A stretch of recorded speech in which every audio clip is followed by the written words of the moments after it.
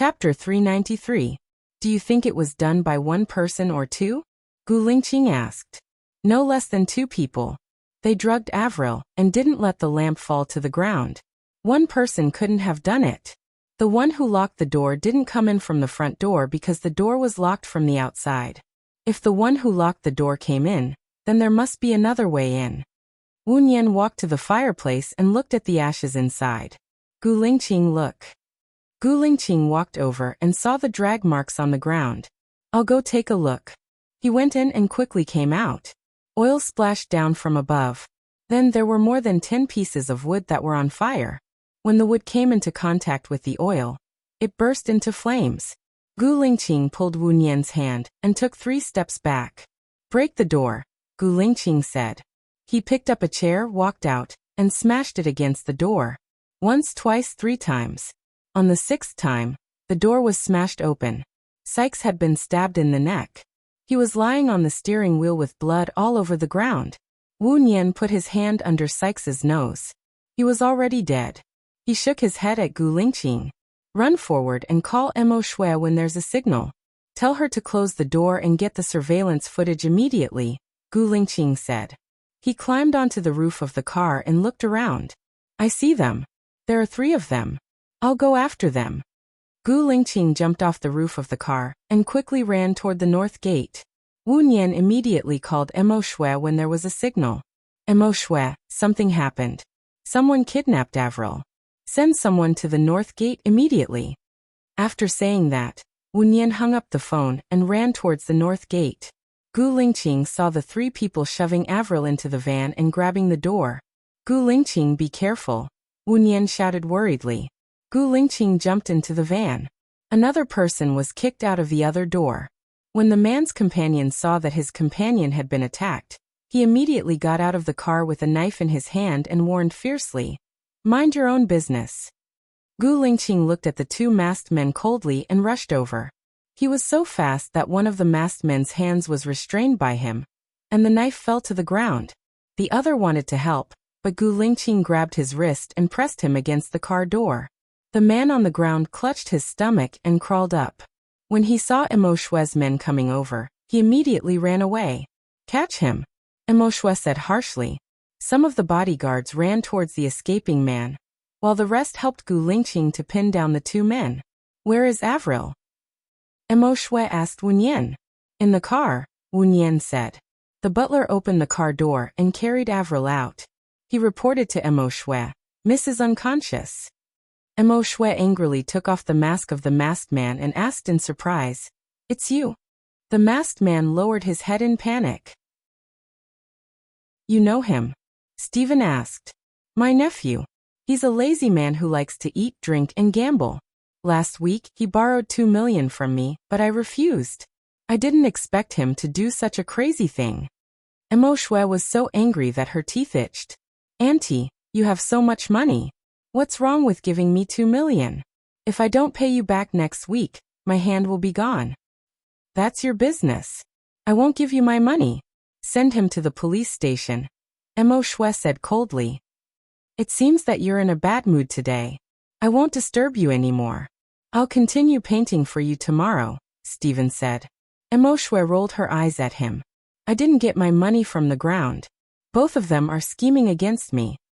You're so smart. Who can scheme against you? If you think that the person I introduced is unreliable, then don't cooperate with him. This is your freedom. Don't exaggerate the truth, Stephen said unhappily. Then why did you suddenly paint for me? Don't tell me that you don't want anything. I don't believe you, Mo Shui said harshly. Stephen sneered. You're always like this. I'm glad that I didn't marry you. Since you think that I want something from you, then let's end it. I won't paint for you. Stephen turned around. Mo Shui held his hand. Stephen didn't look at her. I'm in a bad mood, so I'm talking nonsense. My daughter was almost kidnapped and my servant was killed. Please understand me, Mo Shui said apologetically. Mo Shui. Stephen called her. He looked at her from the corner of his eyes. I've finished painting for you. Consider it a full stop between us. Don't look for me in the future. Mo Shui pursed her lips and looked at him. Have you ever liked me? I like your straightforwardness. I like your honesty. I also like that you're never pretentious. When I was young and frivolous, I would experiment. Now that I'm older, I know what's suitable for me. You're not, Stephen said in a low voice. Then you don't have to paint for me. I don't care. Emo Shue said angrily as she let go of Stephen's hand. Stephen walked towards the front. Emo Shue stomped her feet. Come back. Stephen didn't turn around. He disappeared into the shade. Wu Nian raised her eyebrows. Emo Shue used her unreasonable behavior to push the man away. Her and Gu Lingqing? She looked at Gu Lingqing subconsciously. Gu Lingqing was also looking at her. Wu Nian's heart trembled. She lowered her head guiltily. Hey that. Miss Wu, right? I agree to your conditions. When do you want to sign the contract? Emo Shue said angrily. My company will send someone over to sign the contract. When do you have time? Wu Nian said politely. Emo Shue paused. She looked in the direction where Stephen disappeared and said, tomorrow. Wu Nian called Lu Shuang. Lu Shuang was in a good mood. He told Shen Yiyan that Shen Yiyan would send someone over to sign the contract. On the way back, Emo Shue sent a car for her and Gu Lingqing. Wu Nian looked out of the window. She didn't talk to Gu Lingqing the whole time. The driver sent her to the hotel. Gu Lingqing also got out of the car. Wu Nian got into the elevator. He followed her into the elevator. When she came out of the elevator, Gu Lingqing also came out of the elevator. Wu Nian stopped. She thought about it. Maybe Gu Lingqing also booked a room on this floor. It was on the way to her. He didn't follow her on purpose. She continued to walk. She opened the door. When she turned around, Gu Lingqing was still standing behind her. Before she said anything, he pushed the door open and sat on the sofa. Wu Nian. Gu Lingqing looked at Wu Nian, who was standing at the door, and asked, Are you still angry? No. Wu Nian regretted it the moment she said it. She should have been unreasonable. Gu Lingqing's eyes softened a little. Come here. The correct way to open the door should be, why should I go there? But before she said it, she had already walked over and sat down opposite him. Gu Lingqing stood up and put his hands on both sides of her body. Go to France with me tomorrow. Chapter 394. Wu Nian looked into his eyes that were as vast as the stars and felt as though he was being sucked in. She rejected it rationally, but her heart was moving in the opposite direction. She had always wanted to travel with him, but she didn't have the chance. Could she go this time? His words of I don't know you, and there's no one who knows me, hit the spot that moved her the most. If you go, how long will you be gone? Wu Nian asked. Gu Lingqing smiled. I'll listen to you. If you want to spend more time, I'll accompany you for a few more days. If you want to come back, I'll come back with you. His words resolved her worries once again. Okay, then let's not meet tonight to avoid suspicion. I'll see you in Paris, Wu Nian replied. Gu Lingqing lowered his head and kissed her lips deeply. There was no hidden joy in his eyes. He said softly, I'll see you in Paris. Gu Lingqing went out. She checked out of the room and went back to pack her luggage. Since the cooperation was successful, Lu Shuang's trip was imminent. She needed to have a good talk with Alan. Wu Nian booked a flight ticket to London that night on her way back. She didn't tell Gu Lingqing. She arrived at the waiting room at 9 o'clock in the evening. She calculated the time. Country X was 7 hours ahead of England. It was 9 o'clock in the evening here, so it should be 2 o'clock in the afternoon in London. Wu Nian called Alan. Alan answered and smiled. Have you had dinner? Yes, I booked a flight to London. I'll arrive in London tomorrow morning, Wu Nian said straightforwardly. Really? Really? Alan was excited. I have something to talk to you about, Wu Nian said apologetically. Alan's eyes darkened, but he still replied politely. Okay, your flight is at 9:50 p.m. in Country X? Yes. Call me when you arrive. I'll pick you up at the airport, Alan said like a gentleman. Okay. Wu Nian hung up the phone and went to the pantry to drink some water. He took a disposable cup and poured half a cup of cold water into it before mixing it with some hot water. I saw you from afar. I thought I was mistaken. Why? Are you going to London? Su Jiaran's voice rang out. Wu Nian looked back at him calmly and nodded. Mr. Su, are you going back to China? Su Jiaran had a strange look on his face. Do you want to hear my story? Wu Nian chuckled and glanced at the time. My plane leaves at 9:50, so I should be boarding 20 minutes earlier. You have half an hour to talk. Su Jiaran also smiled, but there was a hint of bitterness in his smile. You are indeed not her. She is sharper than you, and she won't give me a chance to speak for half an hour. You mean, Baiya? Wu Nian asked. Su Jiaran nodded. She is my wife. Wu Nian raised the corner of his mouth. Gu Lingqing also said that she is his wife. She married me first, and then they divorced, so she married Gu Lingqing. However, they also divorced, so she is now free, Su Jiaran explained. It sounds like an interesting and complicated story, but Wu Nian paused. With all due respect, you are not as infatuated as Gu Lingqing. At least he was happy for the rest of his life. Your private life is a bit hard to accept. If she comes back, I will definitely not be like this. Su Jiaran smiled bitterly. I also feel dirty. A man's loyalty is not when he is affectionate and loving. However, when he is alone in an empty room. Obviously you can't do it, Mr. Su. Many men also go out to find other women after their women are pregnant. For them, the fault is that the woman cannot satisfy them.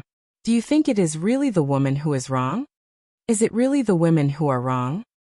Wu Nian said with a smile. Su Jiaran's eyes dimmed. So I am destined not to get the woman I love, right? What is love? I don't think Mr. Su understands it. I think you don't love Baiya.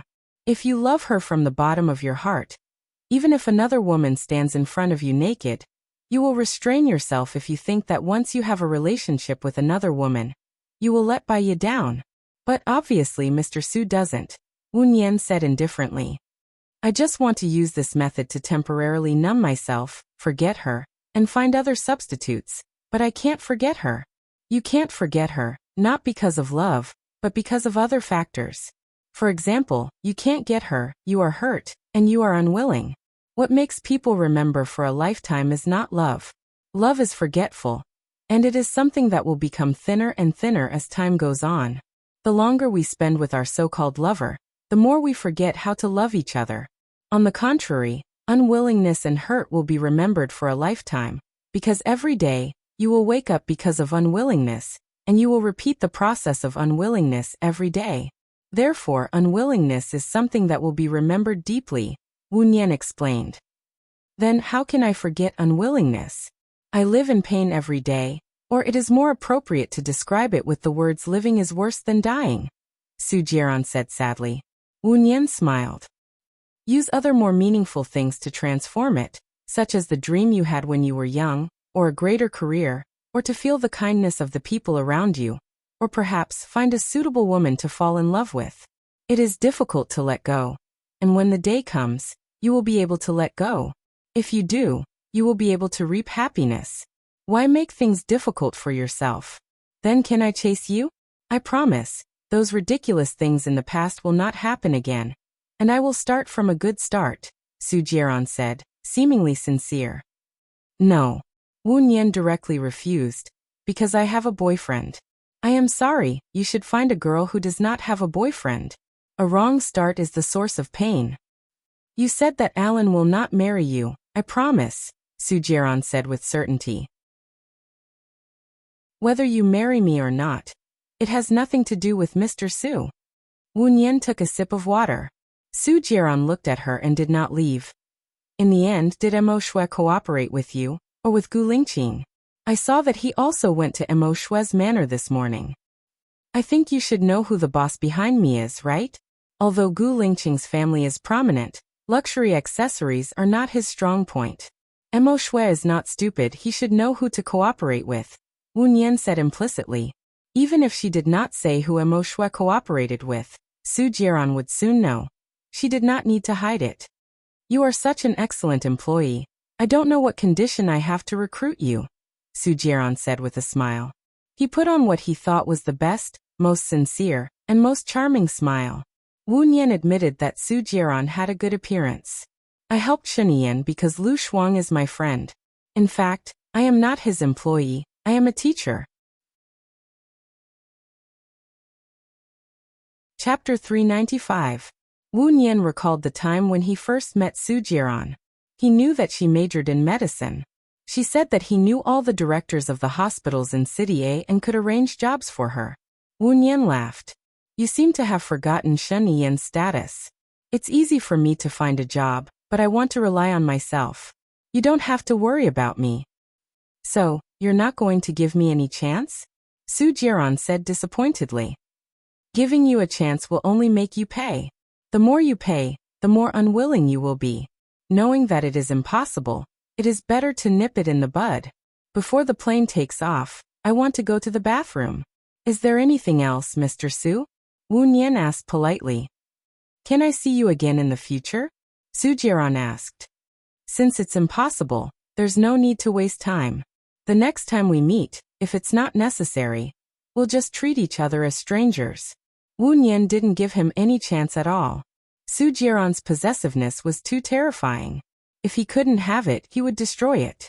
She had provoked him once, and she would never provoke him again. She walked to the washroom. Worried that Su Jiran was waiting outside, she purposely stayed in the washroom for more than 10 minutes. When she came out of the bathroom, the passengers on her flight were already lining up. Wu Nian lowered his head and walked to the back of the line. He took out his phone and played with my Hank the dog. The dog had slept for a long time. It needed to go to the toilet and eat, and its body was dirty. Wu Nian helped the dog to use the toilet, take a bath, and eat a meal. She had leveled up to 48. After playing monkey catcher for a while, they boarded the plane. Su Jiran did not come to disturb them. Wu Nian heaved a sigh of relief and boarded the plane. She laid down in her seat and closed her eyes to take a nap. Can I exchange seats with you? I'm in the first-class cabin up front. When Wu Nian heard Su Jiran's voice, he opened his eyes in surprise and looked at him. The others would definitely be more than happy to go to the first-class seats. Su Jiran sat down beside Wu Nian with a devilish smile. I have a client in London. I'm going there too. Wu Nian. Su Jiran's way of wooing women was really fierce. If she didn't know him so well, a normal girl would probably fall for such a handsome, rich, and extravagant man, just like her in the past. She did not expose him, nor did she reply. She closed her eyes and pretended to sleep. Su Jiran also lay down and looked at her. Wu Nian turned around so that his back was facing him. Beauty, bring me 2 blankets, Su Jiran said to the stewardess.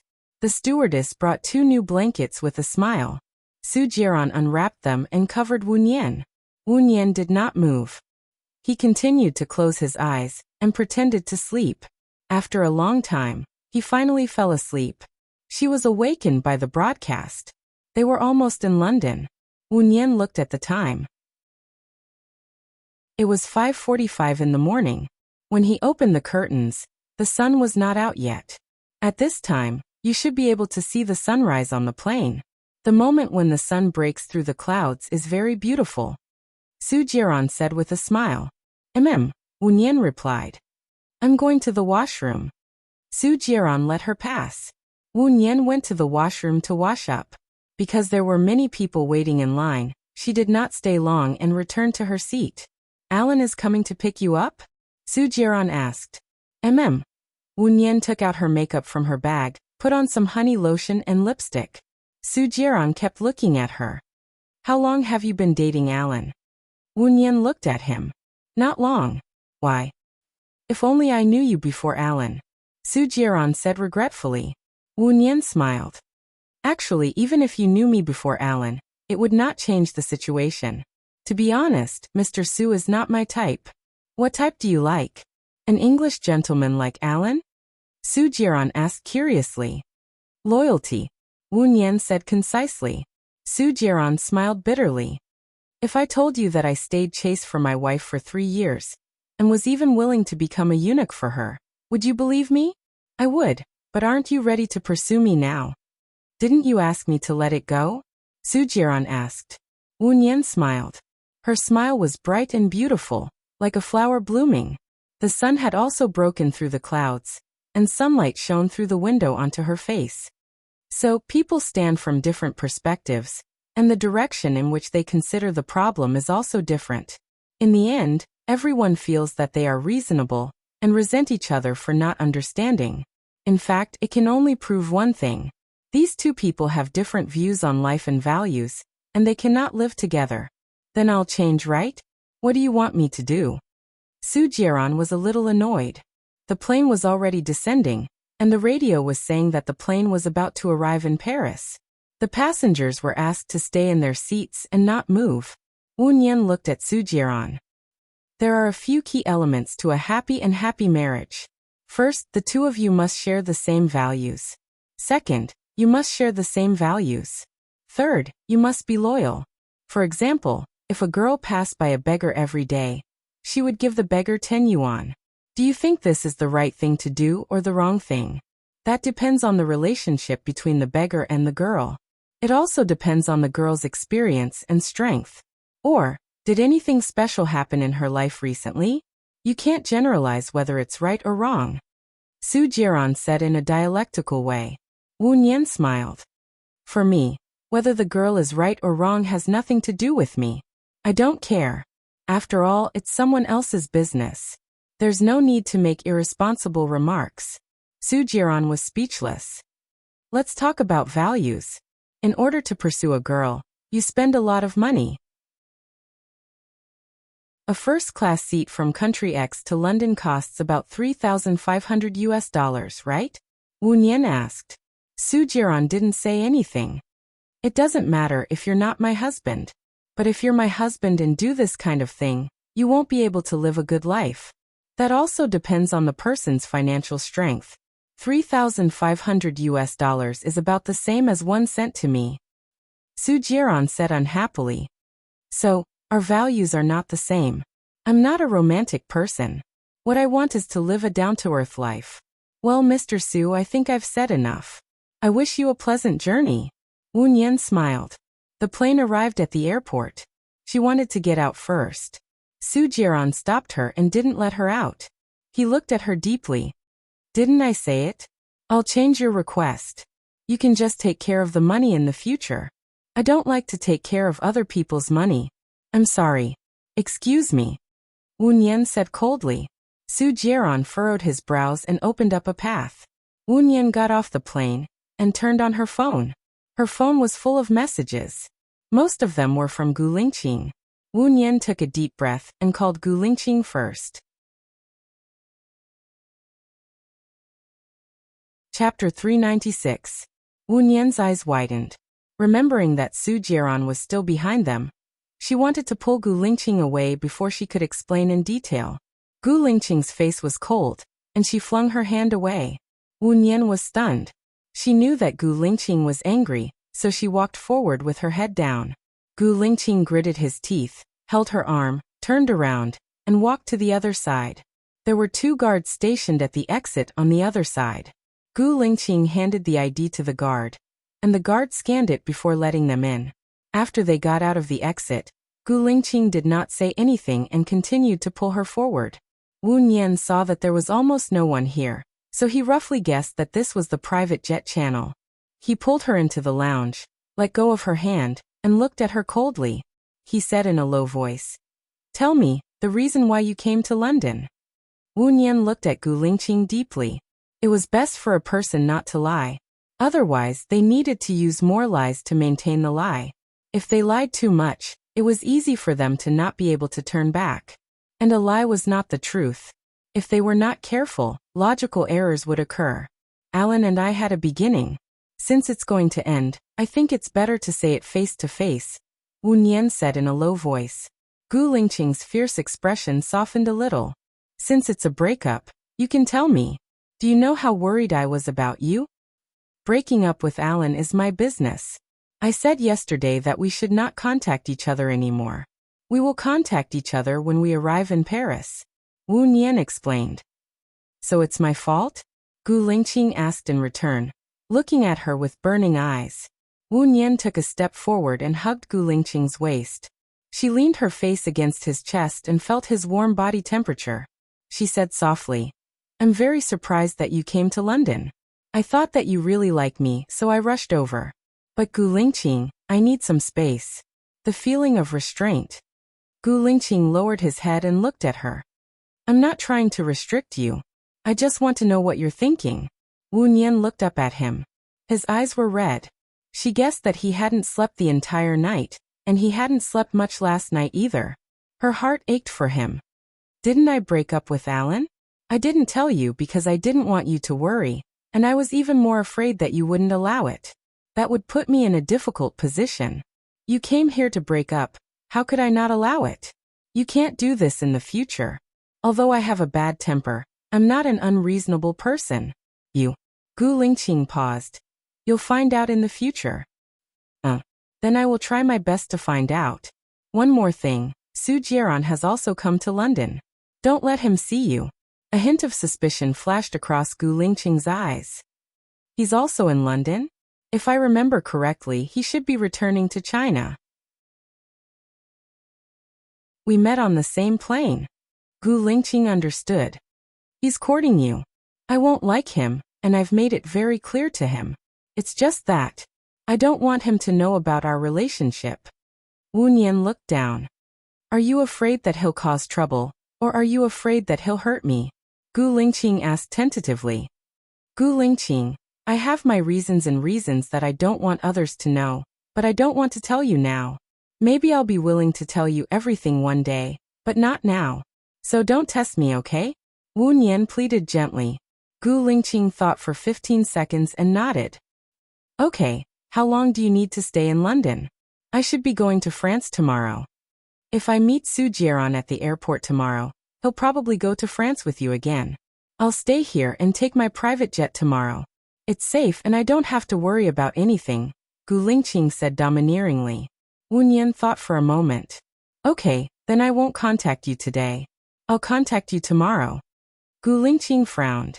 Do you need that long to break up? You didn't sleep well last night, so rest well today, Wu Nian explained. Do you think I can rest well if I don't hear from you? Gu Lingqing asked in return. Then I'll call you at noon. Wu Nian corrected herself. Gu Lingqing's expression softened a little. Okay. Then I'll go out first, Wu Nian said softly. Although Gu Lingqing was reluctant, she still let her go. Wu Nian walked out of the lounge. The people on her plane had all left, and the corridor was much emptier than before. Almost everyone was gathered at the luggage check-in area. The luggage was not out yet. She walked over and saw Su Jiaran standing at the furthest place from him, looking at the luggage exit. She thought for a moment and called Alan. Alan picked up the call. I heard the announcement. You've arrived. Are you getting your luggage? Alan asked with a smile. Yes. I'm still waiting. I'll come over now, Alan said and hung up the phone. Wu Nian looked behind her, but did not see Alan. After a while, the luggage came out of the conveyor belt. Wu Nian saw her luggage and was about to walk over. She felt someone hugging her waist. Xiaonian. Alan called her, lowered his head and kissed her on the cheek. Wu Nian's heart skipped a beat, and she looked at Alan. Alan smiled brightly. I missed you so much. Wu Nian was silent for a moment. My luggage is out. I'll help you. Which one? Alan asked and held Wu Nian's hand. Because Su Jiaran was there, Wu Nian did not shake him off. She pointed at the sky-blue leather suitcase. Alan let go of Wu Nian's hand and went forward to take the suitcase down. My car is outside. Follow me. Wu Nian followed behind Alan. She did not look back at Su Jiaran. She took a deep breath and looked at Alan's side profile. Her eyes were dark. Alan took her out of the airport. He drove a Lamborghini. I've booked a hotel for you. Go back to the hotel and rest first. Let's have lunch together. My grandmother wants to see you, Alan said with a smile. Wu Nian did not have the heart to break up now. However, although some words were cruel, they had to be said. Alan, I have something to tell you, Wu Nian said. Huh?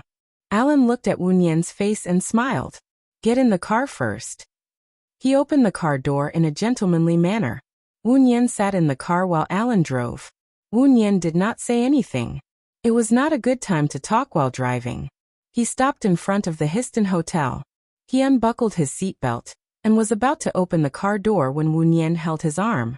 Alan glanced at Wu Nian's hand and looked up in the direction of her arm. Alan, can I trust you? Wu Nian asked.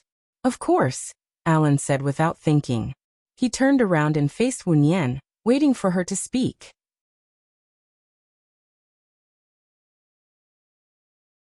Chapter 397. So you came here today to destroy my last chance? Alan's face darkened. There's one more thing. I need your help with Lu Shuang. What are your conditions? Tell me. Wu Nian raised her chin and said. What if I ask you to stay by my side for a year? Alan asked. Wu Nian was silent for a while. Alan chuckled. Forcing my goddess to do something she doesn't want to do is not something I want to see. Don't worry, I will help you. I don't need any conditions. I just hope that we can still be friends when we meet again. I still remember that you said that you would cook for me. Wu Nian looked at him gratefully. Alan ruffled her hair. Actually, I've thought about it a lot these few days. I know that when you said you wanted to date me, it wasn't because you liked me. You had too many considerations and scruples. Perhaps you were using me, but you did attract me. I want to get rid of some people, so it's better to find a boyfriend. That's why I chose you, Wu Nian explained. You are so beautiful, strong, brave, kind, loyal, smart and beautiful. But I only have a gorgeous appearance and a flashy background. My health is not good, Alan said sadly. I've slit my wrists, been poisoned, jumped into the sea, had plastic surgery, married twice, changed my name and started a new life. I'm not as perfect as you think I am. Even if it was my own father, I never thought of forgiving him. Alan, I thank you for what you did for Lu Shuang. If one day you are in trouble, I will do my best, Wu Nian promised. You've already treated me as a friend by telling me this. I won't betray your trust. All these secrets of yours will never leak out from me. If you're in trouble, I'll do my best. Alan promised with a smile.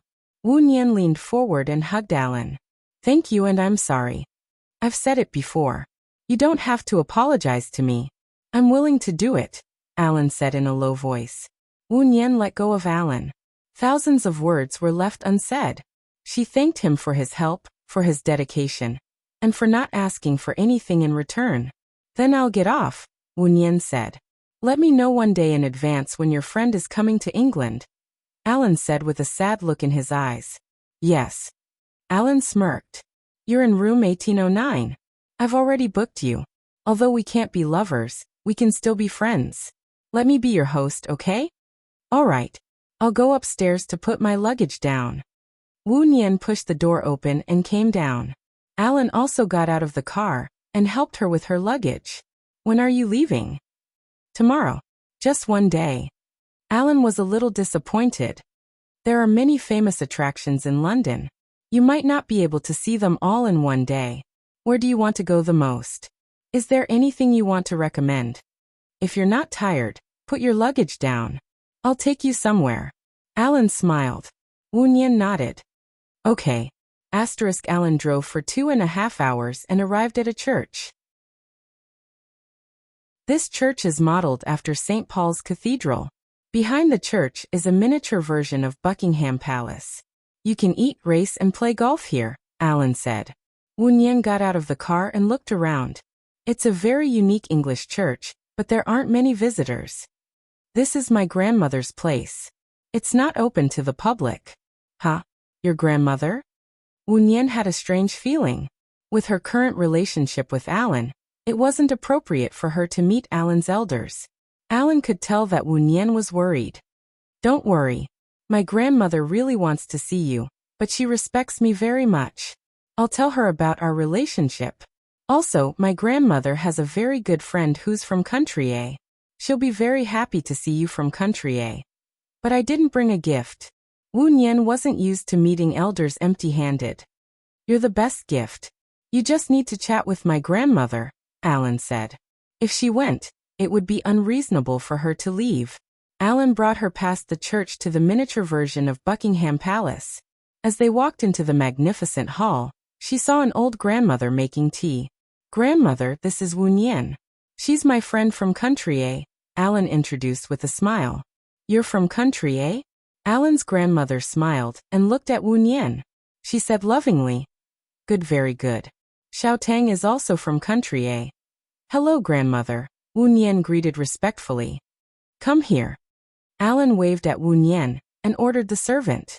Bring me the photo. Wu Nian looked at Alan awkwardly and walked to her grandmother. Her grandmother looked at Wu Nian with a smile. Alan mentioned you to me. He wants to break off the engagement and marry you.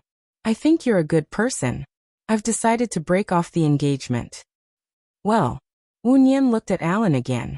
Grandmother, Xiao Nian and I are just friends. However, we still have to break off the engagement, Alan explained. What? Didn't you say that you like her and want to marry her last time? Don't bully me because I'm old. I still remember, her grandmother said anxiously. I thought too much last time. Xiao Nian and I promised to be friends. All right, grandmother, Xiao Nian is a guest. Alan changed the topic. Her grandmother understood. She sighed and smiled at Wu Nian with pity. The servant brought the photo album. Her grandmother opened it with nostalgia and pointed at a photo of a woman wearing a cheongsam. This is Xiao Tang. Wu Nian was shocked. Your woman looks exactly like her mother. Xiao Tang was a pitiful person. She came to America with her husband and left her parents to take care of her. Her parents were on their way to find her when there was an earthquake. They all died, her grandmother explained. They all died. Wu Nian was a little dazed. Does she have any relatives alive? Her grandmother shook her head. She didn't know how to give birth. Her husband married another wife and gave her husband a son and a daughter. However, it has nothing to do with Xiao Tang. Xiao Tang was depressed and passed away when she was in her 40s. She was my best friend. Wu Nian looked down. Her mother was an orphan. She looked too much like the woman in the photo. She might have survived. However, Xiao Tang was dead, and her mother had gone crazy. It seemed like there was no need to keep in touch. Xing Bachuan had abandoned Bai Bing because she was an orphan and didn't have a prominent family background.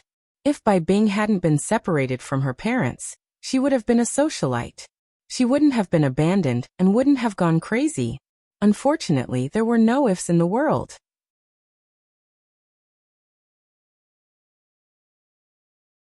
Chapter 398. During the day, Gu Lingqing didn't call her. After returning to the hotel arranged by Alan in the evening, she called Gu Lingqing. Hello. Wu Nian spoke first. Gu Lingqing responded with a deep voice. My problem is solved. Wu Nian said. Gu Lingqing only responded with a sound indifferently. Then good night. See you in Paris tomorrow. Gu Lingqing hung up the phone on the other end. Wu Nian had a strange feeling in her heart. It was as heavy as a stone pressing on her heart. She wanted to call Gu Lingqing again, but she didn't know what to say. She wasn't someone who was good at talking. She put her phone on the bedside table and went to the bathroom to take a shower. She thought of an article that she had read before and felt that it was very useful. The general content of the article was, a man worked for 3 years and wanted to go home. His boss gave him 3 pieces of advice. The first was, don't try to find impossible shortcuts. There are no shortcuts in this world. The second was, don't be overly curious about things that you know are not good. You may lose everything because of it. The third was, don't make any decisions when you are impulsive. It may make you regret it for the rest of your life. When the man went home, he didn't take a shortcut. Instead, he chose the main road with many people. He stayed in a hotel. When he heard a woman crying and screaming, he didn't come out. The person who came out was killed by the crazy woman. When he got home, he heard other men's voices. He didn't kill his wife impulsively. He found out that the man was a child. Wu Nian turned off the shower. So she shouldn't call Gu Lingqing. Even if he seemed unhappy now, the most he could do was break up according to her original plan. She should calm down and live every day in a down-to-earth manner. That way, everyone would be safe. She took a shower and turned off her phone. She lay on the bed and didn't think about anything. Sleep. She didn't know how long it had been before the doorbell woke her up. Wu Nian turned on the bedside lamp. She stepped on the disposable hotel slippers and got out of bed. She looked through the peephole. It was Gu Lingqing. She opened the door in surprise. Why are you here? When Gu Lingqing entered, She smelled a strong smell of alcohol. Just as she closed the door, he pushed her against the wall and kissed her forcefully. Wu Nian pushed him. He held her waist so tightly that she couldn't breathe. He was too strong and domineering. She couldn't even resist. Half an hour later, she finally calmed down. Gu Lingqing carried her to the bathroom, brushed her teeth, washed her face, and didn't say a word. He didn't say a word. He was drunk today, so he probably wouldn't listen even if she tried to reason with him. But that wasn't good. After washing up, he took a towel to wipe her face. Nian. Gu gu gu woo. And in Wu Wu Wu a sharp light flashed in Gu Lingqing's eyes as he turned around and left. Didn't Gu Gu didn't want to Gu Gu. Ling Gu Gu Gu she didn't want to talk to him. She lay in the bathtub. He was still there. Just as she was about to fall asleep in a daze, she felt the bed beside her sink in. A hand held her waist. Wu Nian turned around and met his deep eyes. There was a sour feeling in her heart. Don't you think you're too overbearing? Don't you think you're too domineering? Wu Nian looked at him. Wu Nian turned around and faced him. What are you thinking? I feel like you're unhappy every day. I'm not a parasite in your stomach. Go to sleep. It's late. Gu Lingqing turned off the lights. The room was dark. Go to sleep, it's getting late. Gu Lingqing directly turned off the light, and the room fell into darkness. Go to sleep. It's late. Gu Lingqing turned off the lights. The room was dark. Wu Nian looked at him again. What's wrong? Wu Nian looked at him again. What's the matter? I'm thinking, how much longer are you going to hide it from me? Or have you already guessed that I know who you are? Gu Lingqing said. I'm wondering if you're still her. Or, you're not her anymore. Gu Lingqing stood up. I'm wondering if you're still her. Or you're not her anymore. Gu Lingqing stood up from the bed. His face was serious. Wu Nian's face turned pale. She understood what he meant. You think I'm Baiya? Even though you knew I was waiting for you, you pretended you weren't. Even though you knew I didn't like you and Alan together, you stayed until dark. Even if I wanted to have sex with you, you resisted. From the beginning to the end, I was the one who forced you. I kept you in my mind, but you wanted me to let you go. 3 years, 2 years. It's been 8 years.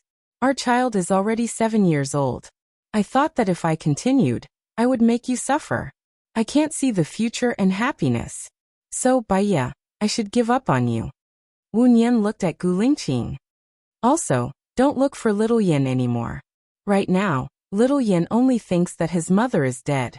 If one day, he finds out that his mother is still alive and by his side, but she doesn't recognize him and isn't with his father, he will hate you. Moreover, I will get married again. Your existence will make it difficult for Xiao Yan to get along with his new mother. Don't worry, Xiao Yan is my child. I will take good care of him and train him. Although I'm strict sometimes, I believe my future wife will treat him like her own child. I will look for a partner who can take care of my child. Gu Lingqing said coldly. Wu Nian didn't say anything. She lowered her eyes and tears fell quietly. Gu Lingqing sneered. Even though he said so, she didn't express her desire to be with him. There's no need to say goodbye. Gu Lingqing turned around, opened the door and went out. He closed the door for her. This was the result she wanted. She wanted to push the man she loved out of her world, and live alone from then on. But what was the point of her living? Perhaps she shouldn't have lived at all. Wu Nian didn't fall asleep again. She sat on the bed in a daze. Her eyes were red from crying and she made a decision. In the morning, she bought a plane ticket back to a land. When she went to the sanatorium to see Bai Bing, she received news that Bai Bing had committed suicide. Wu Nian was shocked. He ran to ask the doctor, why did Bai Bing commit suicide? She was fine before. I don't know. Sorry, she suddenly hit her head against the wall. We went in immediately, but she was already dead. Are you her family? The doctor asked. Where is she buried now? Wu Nian asked. Because she doesn't have a family, we will deal with it as if she had no family. Please follow me. The doctor said and brought Wu Nian to the cemetery behind the sanatorium. Bai Bing had been buried. The grave was new. The name carved on the tombstone was Bai Bing's grave. Daughter Baiya. Baiya knelt in front of the grave.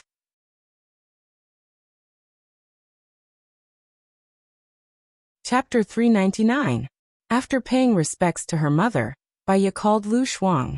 Xiaonian, I have good news for you. Sheniyan has signed the contract with Mo Shui. He promised me that I can travel for a month with Xiao Bao. Ha ha ha, my good days are coming. Lu Shuang said happily as soon as he answered the phone. Yes, I am happy for you too. Live for yourself. Live a wonderful and open life. Although it will be ordinary, you will be far away from danger. You will be happy because that is what you want. Wu Nian said with a smile. Yes, I have to leave Sheniyan first. He has a wife and he is the president. Once I am exposed, I will be a sinner. Maybe I will be written into history as a temptress who brings disaster to the country and people. Then I will be unlucky and will be infamous for thousands of years. Ha ha ha ha. Yes, when are you going to leave? Wu Nian asked in a deep voice. I still have one thing to deal with. I am not worried about you now. You have Alan and Alan will protect you. I am worried about my parents. I have to let them retire first, and then I will find a friend who can help them change their identity. Will my parents agree? Lu Shuang was worried. Then be honest with them. And tell them about your situation. You're their only son. Although you're no longer related to them, your parents don't have children yet. They still treat you as their only daughter, Wang Yao said. I had a bad relationship with them. Xiaonian, can you help me to find out what they want to say? Lu Shuang asked. Yes, I will ask them out tonight. Tonight? Lu Shuang scratched his head. Should we meet first to discuss what to say? No, I know what you think. I will talk to your parents and contact them at night. Wu Nian hung up the phone. She had a phone call from Lu Shuang's father. Who is it? The old voice of Lu Shuang's father sounded. Wu Nian felt a little sad. This old dean, under the attack of time, was also on the verge of death. Hello, I'm Lu Shuang's friend. I have something to discuss with you. Are you free tonight? Wu Nian said politely. I don't have such a daughter. Lu Shuang's father hung up the phone. Wu Nian sighed and continued to call Lu Shuang's mother. Hey. Hello, I'm Lu Shuang's friend. I have something to discuss with you. Do you have time tonight? It's very important, Wu Nian said softly. Shuang's friend? Mrs. Lu hesitated. Back then, she left you because she had her own difficulties. She was forced to give birth to that child because she wanted to protect it. Little Shuang, is she doing well now? How can a mother and daughter hate each other overnight? Even if she gave birth before marriage, we will only contact her. How can we not forgive her? Why do we have to break off our relationship? Mrs. Lu's voice was choked with sobs. That's because she wants to protect you. Can we meet tonight? It's better to be more secretive, Wu Nian suggested. Little Shuang's father is more stubborn. I have to slowly persuade him. Come to Iran's spa and enter a private room. My friend opened that room. I can get the key to the small door and come in directly. Okay, I'll go to Iran now. See you later. Wu Nian hung up the phone and went directly to Iran's spa. The streets of City A changed every year, and now they were beyond recognition. When she was a child, her wish was to make a house. She wanted to stay in the place she wanted to stay forever. Nowadays, houses were often demolished, and they were as fragile as human lives. While her thoughts were running wild, she arrived at Iran's spa and followed the receptionist into private room 203. I want a rose aromatic bath, but not now. I'll wait for someone first. Is that okay? Yes, then you can rest first. When you need it, just press the server on the table.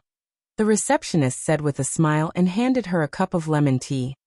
Thank you. Can I trouble you to leave for a while? It won't take too long. Okay.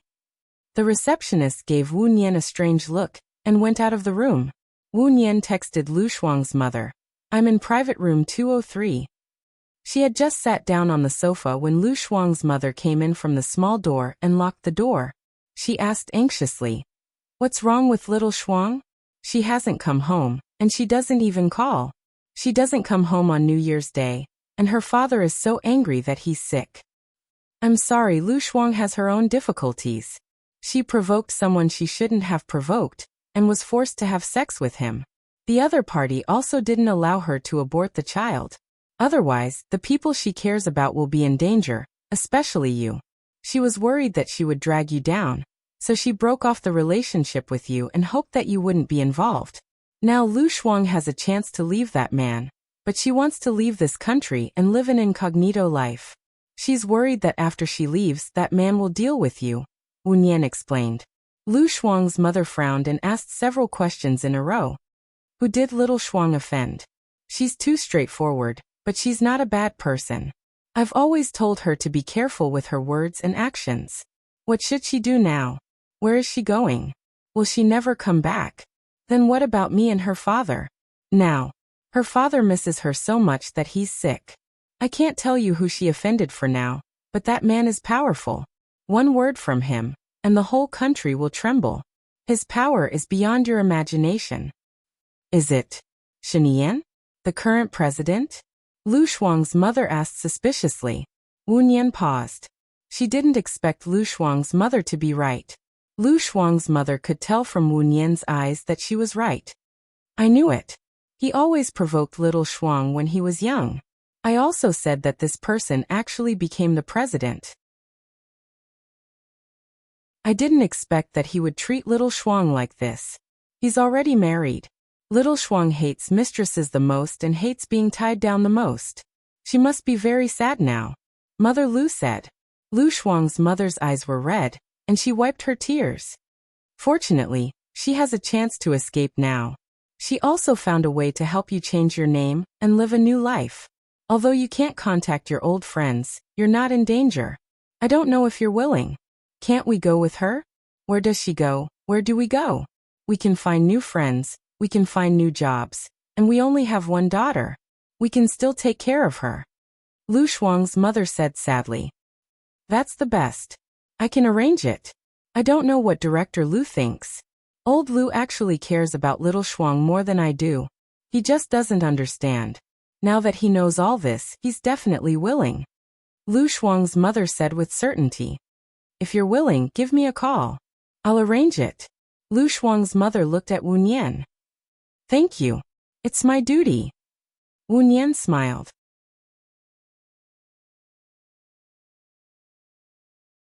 Chapter 400. Wu Nian didn't want Lu Shuang to worry too much, so he made a call. What did my parents say? Lu Shuang asked anxiously. Your mother not only agreed to retire, but she also wants to go with you and take care of you. Really?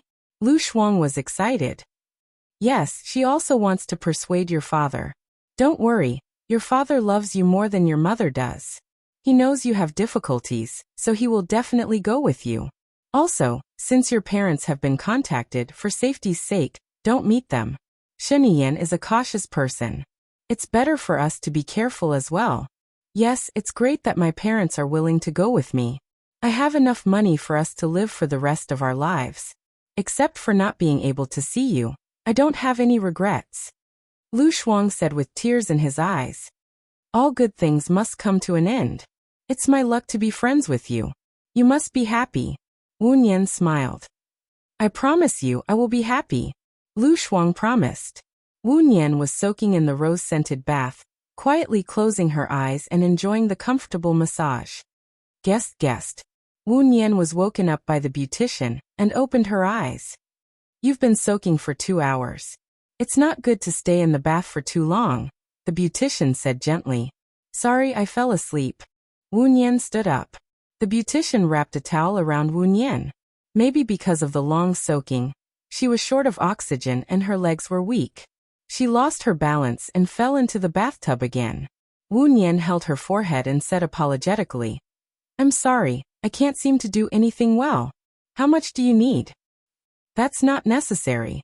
If you like, you can apply for a card. If you apply for a card, you can charge 1,000 yuan and get 200 yuan free. You can use the spa, massage, and accommodation. The beautician introduced enthusiastically. Do you have accommodation here? Yes, on the 3rd floor. Standard room with a king-size bed. They are all 580 yuan. If you want a spa, you can get a 30% discount. We provide door-to-door service. How much will I get if I top up 10,000 yuan? If you charge 1,000, you'll get 200. If you charge 2,000, you'll get 500. If you charge 5,000, you'll get 2,000. If you charge 10,000, you can get 5,000. Do you want to do it now? Okay, help me get one now. Okay. The beautician beamed with joy and took good care of him. After Wu Nian topped up, he directly checked into the guest room. The room looked good. It was a dreamy pink color. The bed and sofa looked relatively new. There was a treadmill in the room. She quite liked it. Lying on the bed, he connected to the Wi-Fi and checked the price of the yacht. The price of the 11-meter-long cruise ship was less than 400,000 yuan. Looking at the photo, it was not bad. The cabin was converted into a room with a bed, a TV, a shower and a bathroom. The stern was converted into a kitchen. Under the pavilion was a dining table. At the bow of the ship, 2 reclining chairs could be placed. The cockpit was above the cabin. The experiment was wide open. However, driving a boat required a driver's license. She then checked where she should go to get her driver's license. The people who sold the cruise would arrange the test. She checked her account again. She had 22 million yuan in savings. It seemed that she could not spend the money. She could buy a big one. She casually browsed through it until it was 3 o'clock in the morning. She turned off the web page and put her phone on the bedside table. Lying on the bed, she still could not fall asleep. This situation was very bad. She seemed to have started to lose sleep again. She got up again and ran on the treadmill for an hour. She was tired and fell asleep. The room was very good. She slept until she woke up naturally. She took out her phone to check the time. She forgot to charge her phone yesterday. The phone turned off automatically when it ran out of battery. She immediately charged her phone. When she went to the bathroom to wash up, she heard a text message notification. Would there be a call from Gu Lingqing? Wu Nian shook her head. Why would Gu Lingqing call her? She was thinking too much. Thinking about it, she found it funny. She had already completely pushed Gu Lingqing out of her world, but she was still looking forward to it. When a person's heart and mind were not in the same position, contradictions and troubles would arise. She should have been more clear-headed, so that she would not cause an irreversible situation. After washing up, she came out of the bathroom and picked up her phone. They were all calls from Lu Shuang and Lu Shuang's mother. She was very sorry that her phone turned off automatically. She did not act as a bridge of communication in time. She called Lu Shuang's mother first. Did something happen to Shuang? Lu Shuang's mother asked anxiously. Sorry, I overslept. Nothing happened to Shuang. Don't worry, Wu Nian said softly. It's good that nothing happened. His father has agreed to go with Shuang. What do you think we should do? We will listen to you. But before we go, can you arrange for us to meet Shuang? Lu Shuang's mother breathed a sigh of relief. Yes, I will call Shuang first. I will get back to you in 10 minutes, Wu Nian said. After hanging up, she called Lu Shuang back. Xiao Nian, where are you? What did my parents say? Lu Shuang was also anxious. He had inherited this temper from his mother. I'm in room 506 of the guest room above the Yiren Spa. I'll be staying here for a while. Your parents have agreed to go with you, but they want to see you. You come to me now, and we'll go to the spa together.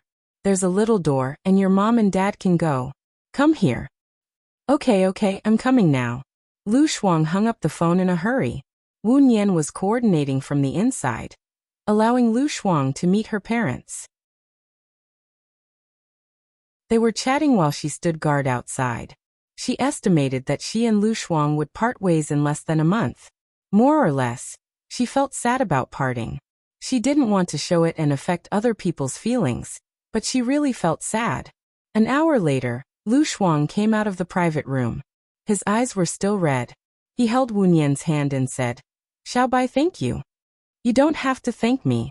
That's because of your own feelings. Let's go. Let's have dinner together tonight, and then go to the bar. Consider it a farewell before parting. Let's get drunk, Wu Nian said with a smile. Let's go. Let's get drunk. Lu Shuang put his arm around Wu Nian's shoulder. He had solved one of his worries and was happy. They went to the famous Lanting Hotel in City A. The salmon with flowers here is very delicious. The squirrel climbing trees is also delicious. There are also corn pancakes, immortal roast duck, and crab tofu. I ate these last time when Shenian brought me here. Lu Shuang ordered the dishes and added freshly squeezed cereal juice. When are you going to travel? Wu Nian asked. My parents' matter has been resolved. I'm going out next Monday. They will sign up for a British tour. I'll tell you the details after I'm done. They can't sign up for a British tour.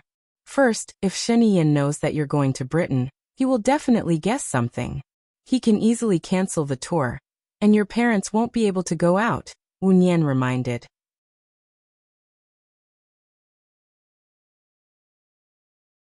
Chapter 401. Your parents have signed up for a tour group around the UK. I'll contact Alan and ask him to pick them up, Wu Nian suggested. You're so smart. I thought too simply. I'll do as you say. Please help me contact my parents.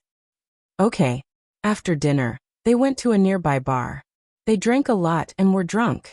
Then they went to a karaoke bar. Wu Nian ordered a lot of songs. She sang and shouted hysterically. Lu Shuang drank a lot too. He couldn't take it anymore and fell asleep on the sofa. Wu Nian asked for a blanket from the waiter. She draped it over Lu Shuang and continued to sing. Her last song was Goodbye. I'm afraid that I won't have the chance to say goodbye to you, because I might never see you again. I'm leaving tomorrow. I'm leaving this familiar place and you. My tears are falling. I'll remember your face. I'll cherish the love you gave me. These days will never be erased from my heart. I can't promise you that I'll come back without looking back. I'll walk on without looking back. She sang to the sad part. She drank a big glass of red wine and lay down on the sofa. She had drunk a lot. She should be drunk. But her mind was abnormally clear. She didn't want to sleep. She picked up her phone and found Gu Lingqing's number. Before she could wrap her mind around it, she pressed the dial button. Gu Lingqing hung up and didn't answer. Wu Nian twitched the corner of her mouth. Tears rolled down from her eyes. She closed her eyes. It was better not to answer. She felt dizzy and wanted to sleep. Then her phone rang. She saw that it was Gu Lingqing's call. She picked it up subconsciously. What is it? Gu Lingqing said in a low voice. He was very quiet. His voice sounded very cold. Wu Nian was silent. Gu Lingqing sneered. I told you not to contact me again. You seem to have forgotten. Baya, what do you want? Sorry, wrong number. Wu Nian hung up the phone. After some thought, he blacklisted Gu Lingqing's number and deleted it. She couldn't call Gu Lingqing anymore. She couldn't. Feeling sad, he poured himself another glass of red wine and drank it all. In the end, he didn't know how he fell asleep. He was woken up by the waiter in the KTV room. Her head was still hurting badly. She was worried that Lu Shuang would talk nonsense, so she brought Lu Shuang to her room and slept until someone knocked on the door. Wu Nian got up and opened the door. Shenian stood at the door with a straight face. Her sharp eyes glanced at Wu Nian. Her eyes were as deep and serene as a 10,000-year-old ancient pond. But there were hidden waves surging. She seemed to know something. Wu Nian was trembling with fear. Where is she? Shenian asked coldly. She's still sleeping. She went to the KTV and sang very late last night. Wu Nian explained. I'm afraid she didn't just go to the KTV. Shenian looked at Wu Nian and said. Wu Nian smiled and lowered his eyes. He didn't reply to Shenian. At this time, the more he said, the more wrong he would be. Shenian walked into the room. Lu Shuang was sleeping in a mess. One of his legs was outside, and his clothes were brushed over his stomach. One of his hands was pressed behind his head, and the other was lying casually. Shenian went over and carried him up. She straightened his clothes. Lu Shuang opened his eyes and saw Shenian. My head hurts. I want to sleep. You didn't drink too much last night, and it won't hurt anymore. Are you happy to see your parents? Shenian asked. Lu Shuang looked at Wu Nian. You told Shenian? Wu Nian was speechless. Lu Shuang was too naive. She managed to trick her. Shuang misses her parents very much. It's not too much to meet them, Wu Nian said for Lu Shuang. Lu Shuang looked at Shenian. Of course it's not too much. But there's no need to sneak around. If you want to see them, I can arrange it, Shenian said in a low voice. Whoever started the trouble should end it. I'm afraid this matter is not something that you can arrange. Wu Nian was worried that Lu Shuang would make mistakes if he said too much, so he interrupted. Can you solve the problem that I can't solve? Shen Yan said coldly. For example, contact Alan and ask Lu Shuang and her parents to leave? Wu Nian's heart skipped a beat. Shen Yan knew their purpose clearly. I don't think I have this ability. Does the president think I do? Wu Nian asked calmly. Shen Yan lowered his head and looked at Lu Shuang in his arms. Don't do something that you'll regret, okay? Shen Yan gave people a dangerous feeling. He was like an awakened beast, as if he would be swallowed by him if he was not careful. What's wrong with you? You're acting weird in the morning. Don't vent your anger on me. I'm not your doormat. Lu Shuang struggled to get off him. He hugged him tighter. It's past noon now. It's a long time since the morning that you mentioned. Besides, I never vent my anger on you. I'll only vent my anger on you. It seems that your subordinates are in trouble every day. You're over 30 this year. You should control your temper. Lu Shuang lectured him. Shen Yan put Lu Shuang down on the bed and looked at Wu Nian. You'd better get out, unless you want to watch the battle. Wu Nian. She blushed and looked at Lu Shuang. Lu Shuang struggled, but couldn't get up. Shen Yan, you're bullying a defenseless woman and a child. What kind of hero are you? Are you a defenseless woman and a child? You don't know how powerful your mouth is. Shen Yan retorted. Wu Nian. She left the room and closed the door for them. According to the usual practice, she wouldn't be able to see Lu Shuang today. Wu Nian walked out of the room and followed the address on the internet to the cruise ship sales office near the sea. The salesman walked up to her enthusiastically. How can I help you? I want to buy a cruise ship about 20 meters long for my own residence. It should have all the facilities. The equipment inside should be more advanced. It's best if it can be piloted as long as the coordinates are set. Wu Nian made her request. We've launched a new model of cruise ship. All the equipment inside is imported. It's exactly what you need. It's 22 meters long and 8 meters wide. It has 3 floors. The salesman took out a brochure. He continued. The ground floor is a warehouse with a fridge for food and sundries. There are 2 rooms of 20 square meters on the first floor. One is a bedroom and the other is a living room. There's also a kitchen that leads to the underground storage room. There's a bar in the kitchen. There's a viewing room and an operating room on the second floor. There's also an open-air viewing platform and fishing platform on the roof. Also, if you buy it now, we'll give you a lifeboat. It's usually placed by the side of the ship. Once you're in danger, you just need to press the emergency button. It can be lowered in a minute and automatically filled with air. Sounds good. How much is it now? Wu Nian was tempted by the picture. Miss Wu, why are you here? A man's voice rang out. Wu Nian turned to look at him. She didn't know him.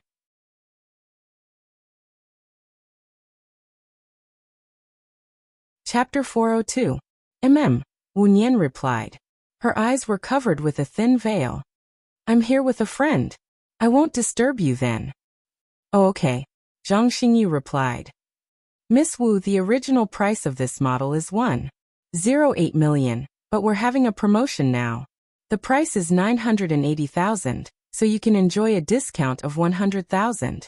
In addition, we also have exquisite gifts for you, such as a rice cooker, an oven and a lucky draw. You have a chance to win a refrigerator. There are also electric motorcycles and motorboats. The salesperson introduced enthusiastically. Leave your name card with me. I'll tell my friend. If she needs it, she'll contact you later. Wu Nian said with flagging interest. Oh, okay. The salesperson still handed her the name card with enthusiasm. Wu Nian walked out of the sales office. She did not go back. Their place was close to the sea, so she went to the pier. There were many people selling seafood there. There were octopus, swimming crabs, hairfish, shells, prawns, and some sea fishes. The air was filled with the smell of fish. There were many fishermen, but there were not many people buying. Wu Nian wanted to buy swimming crabs, but then she thought about it. There was no kitchen in her hotel, so she gave up. She walked casually by the sea, enjoying the salty sea breeze.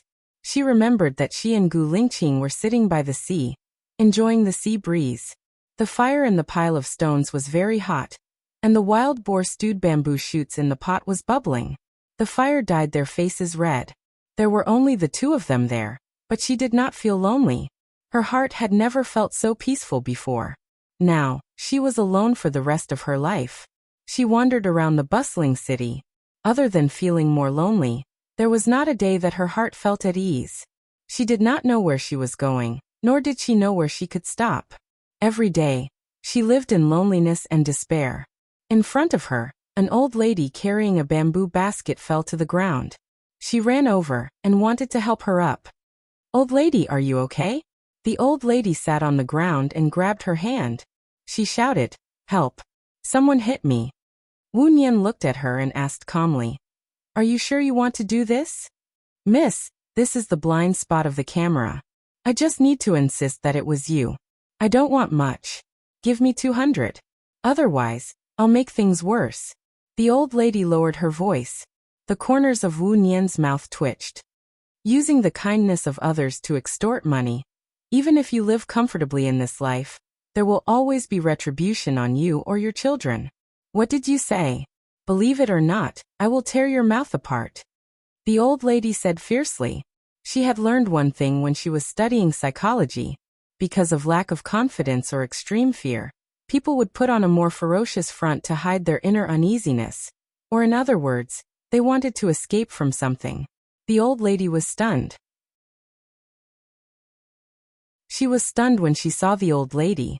The old lady was stunned. The old lady was slightly stunned. She took the money and Wu Nian turned to leave. She sat under the shade of the tree for a while, staring at the blue sea in a daze until the sun set. She took the money. Wu Nian turned and left. She sat in the shade for a while, staring at the blue sea until the sun set. She found a seafood buffet. The moment she entered, she saw a girl putting the food on the table. Therefore, some people like to live for others to see and find a sense of existence in the envy and praise of others. She chose a seat and casually ate something. She took out her phone and played Hank the dog for a while to pass the time. Her phone rang. It was Lu Shuang. She picked it up immediately. Lu Shuang did not say anything. Wu Nian had a bad feeling. Lu Shuang was not like this usually. "What's wrong? What happened?" "Shen Yan will accompany me for a week on this trip. He will increase it when he's not around. He should know that I'm leaving. What should I do? The people he sends must be elites," Lu Shuang said worriedly. "Don't worry. There's no such thing as an impenetrable wall. Shen Yan's guards are the same. I have an idea, but it may put Shen Yan in danger. The more dangerous Shen Yan is, the less his people can take care of you, and the more likely you are to escape," Wu Nian said thoughtfully. "Put Shen Yan in danger?" Lu Shuang paused. "Although he always forces me, if I let him die, will it cause turmoil in the country?" "It will only put him in danger. He won't die." "Yes. Okay. I guess we'll go on a trip the day after tomorrow. I hope everything goes well," Lu Shuang prayed. "Should be, but however, I guess Shen Yan will confiscate your phone during the trip," Wu Nian guessed. "Then what should I do? I know of a reagent that is injected into the arm. Ordinary instruments can't detect it. Only professional instruments can monitor and track it. I'll contact them. I should be able to find it. Let's meet tomorrow." "Okay. Have you had dinner?" Lu Shuang asked. "I've eaten. I'm going back." "Where are you now?" "I'm already in the manor. See you tomorrow." Lu Shuang hung up the phone. Wu Nian called back. When she was in the car, she thought for a long time about who she should ask for help. She couldn't ask Gu Lingqing, and Su Jieran didn't want to provoke her anymore. It seemed that only Alan could help her. However, it seemed that she would never be able to pay back what she owed now. Therefore, it was difficult for her to speak. In the midst of conflict, she arrived at Iran Clubhouse unknowingly. She entered the room. The room had been cleaned, and the bedsheets had been changed. It was as if no one had stayed in it. She threw her bag on the sofa and sat on the sofa alone, in a daze for a while. Dignity and shamelessness didn't seem to be important in the life of a friend. She dialed Aaron's number. My grandmother was talking about you just now, and you called. What a coincidence, Alan said with a smile. No matter when she called, he would be clear. Wu Nian felt warm in her heart. There's one thing. When Lu Shuang comes out, there might be guards following him. Moreover, I can't get in touch with him. As long as he comes to England, even if there are a few guards, I'm confident that I can help you save your friend. Don't worry. But I might not be able to contact my friend, so I don't know where they are. Alan chuckled and said confidently, I have England's heavenly eye. No matter where they are or what they are doing, I can find them. Just leave it to me. Don't worry.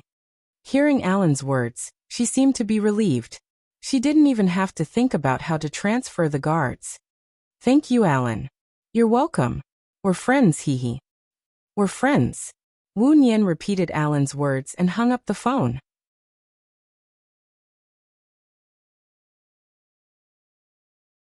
Chapter 403. Wu Nian came to the door and looked through the peephole. There were two men in suits. She had a bad feeling and didn't open the door. Miss Wu, we know you are inside. Open the door. Mr. Shen asked us to come. The man outside said. Wu Nian furrowed his brows. Mr. Shen? It was Shen Yan's men outside. She opened the door and asked, Shen Yan, what's the matter? Mr. Shen asked us to pick you up. You'd better ask Mr. Shen in person. Got it. Wu Nian closed the door and followed them. After getting in the car, they confiscated her bag and put a blindfold on her. Wu Nian had expected this result. Shen Yan had never been easy to deal with. He had stepped on many people's bodies to get to where he was now. His ruthlessness was self-evident. She leaned back in the chair calmly. When a person had seen through life and death and had no nostalgia for the world, he could still be calm in the face of great danger. The car drove for more than an hour, and made a turn every 10 seconds. As far as she knew, there was no such road in City A, so she might be in a secret underground base of Shen Yan. After making a turn, the car drove for another 10 minutes and stopped. Someone took off her blindfold. Sorry to offend you, Miss Wu. Please follow me. The man in black military uniform said coldly. It doesn't matter.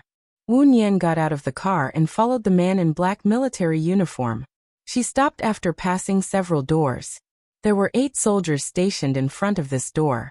Wu Nian guessed that it was where Shen Yan was. The guard knocked on the door. Come in. Shen Yan's voice came from inside. The guard opened the door. Wu Nian saw Shen Yan sitting at the desk. He was looking down at the documents. When he saw Wu Nian coming over, he closed the documents, put them in the briefcase and ordered, "Get out." With a command, the man and woman who were originally in the room left the room and closed the door. There were only the two of them in the room. Shen Yan stood up and asked lightly, "What kind of wine would you like to drink?" Wu Nian slightly raised the corner of his mouth and calmly said, "Red wine." Shen Yan walked to the wine cabinet and opened a bottle of Lafite. Then she took 2 wine glasses and put them on the tea table. When she poured the wine, she said, "I didn't expect Lu Shuang to have such a powerful friend." Wu Nian sat down on the sofa opposite Shen Yan. "I didn't expect that Shuang Niu would provoke a president." Shen Yan handed the glass to Wu Nian. "Strictly speaking, I'm your savior." Wu Nian took the wine glass from Shen Yan's hand. "Strictly speaking, I never wanted to live." Shen Yan raised her eyebrows. "Then I should thank you. If it wasn't because Lu Shuang wanted to save you, he wouldn't have stayed by my side and wouldn't have given birth to my son. I'm trying my best to make up for the mistakes I've made. Mr. President, you must have guessed it." Wu Nian raised his head and drank the wine in one gulp. "Aren't you afraid that I'll deal with Gu Lingqing?" A cold wind flashed in Shen Yan's eyes. "Isn't Gu Lingqing someone you've always wanted to deal with? It won't change because of me," Wu Nian said calmly and put down the glass. "I've always thought that Gu Lingqing was an invincible person. However, he has a weakness, and that is you. Now, it seems that you're the true invincible person. Since that's the case, let's make a deal." Wu Nian looked at Shen Yan's overly sharp eyes. "I don't think there's a deal between us." "I love Lu Shuang," Shen Yan said in a low voice. Wu Nian's heart skipped a beat. He frowned and looked at him suspiciously. He didn't believe it at all. Otherwise, why do you think I tried so hard to keep her by my side? I knew that once she was exposed, I would lose my reputation, but I still kept her. She scolded me thousands of times, but she could still live safely, Shen Yan said firmly. Do you think Su Jiran loves me? Wu Nian asked. Shen Yan pursed her lips and stared at Wu Nian. After 10 seconds of silence, she said, Do you think Su Jiran doesn't love you? I don't see love in him, only possession and destruction. Similarly, I don't see love in you, only possession and destruction. Look at your place. The walls are made of copper and iron. Even your desk is made of composite materials. That's because you know how dangerous your situation is. I can guarantee that once Lu Shuang's identity is exposed, the first person to die will not be you, but her. That can be seen from the murder at Stephen's place. Do you think your subordinate is the mastermind? Wu Nian said sharply. I can guarantee that as long as I, Shen Yan, am alive, she will definitely not die, Shen Yan promised. You and Shuang Niu have known each other since you were young. You should know her as well as I do.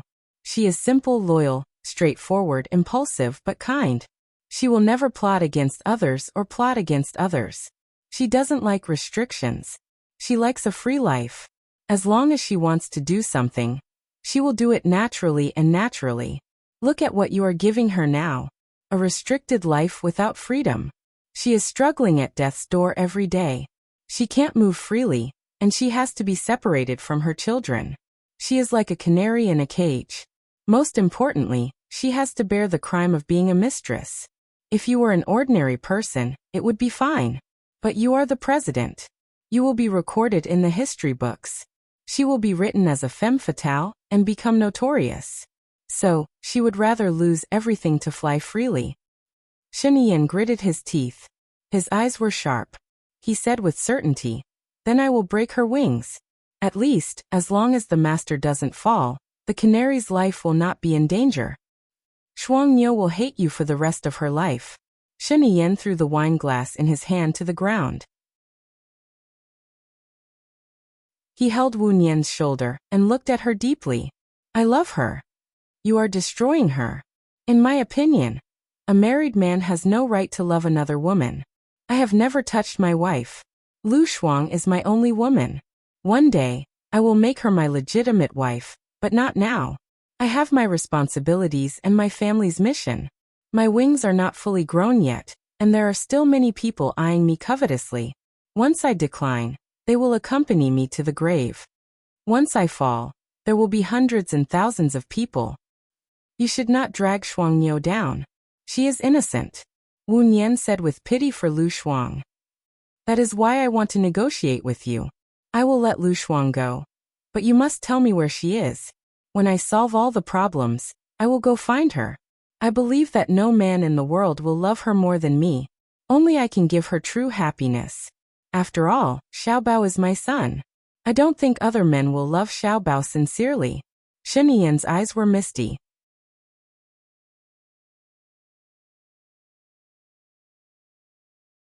Chapter 404. She had seen many breakups and reunions in the world. Some people were very loving in marriage, but after 10 or 20 years, they got divorced, and after the divorce, they would never contact each other again. Marriage was as thin as paper, and most of the time, the best bridge to maintain a marriage was children. Children were the things that truly existed, and they were much more useful than a marriage certificate. Regardless of how much he loved Shuang Niu, there was Xiaobao between them. He had seen too many joys and sorrows, and the weakness between family, friends, and lovers. Shen Yan was willing to risk his reputation to keep Shuang Niu by his side. Although he was autocratic, Shuang Niu could be willful in front of him. On the other hand, it showed that he really doted on Shuang Niu. Shuang Niu might not encounter such a pure love in the future. I can help you, but I need you to promise me a few conditions. Wu Nian softened his tone. Say it. Shen Yan released the hand that was holding Wu Nian's shoulder. First, before you get divorced, you can't go find Shuang Niu. Wu Nian talked about the conditions. Shen Yan agreed without thinking. Second, if Shuang Niu finds the man she loves before you solve the problem, you can't disturb her life. Shen Yan's eyes hit a cold light, and he said coldly, Yes. Third, if you are still the president when you marry her, Shuang Niu's personality is not very good at hiding, and she may be schemed against by others. You have to firmly believe in her, tolerate her, and help her. That's for sure.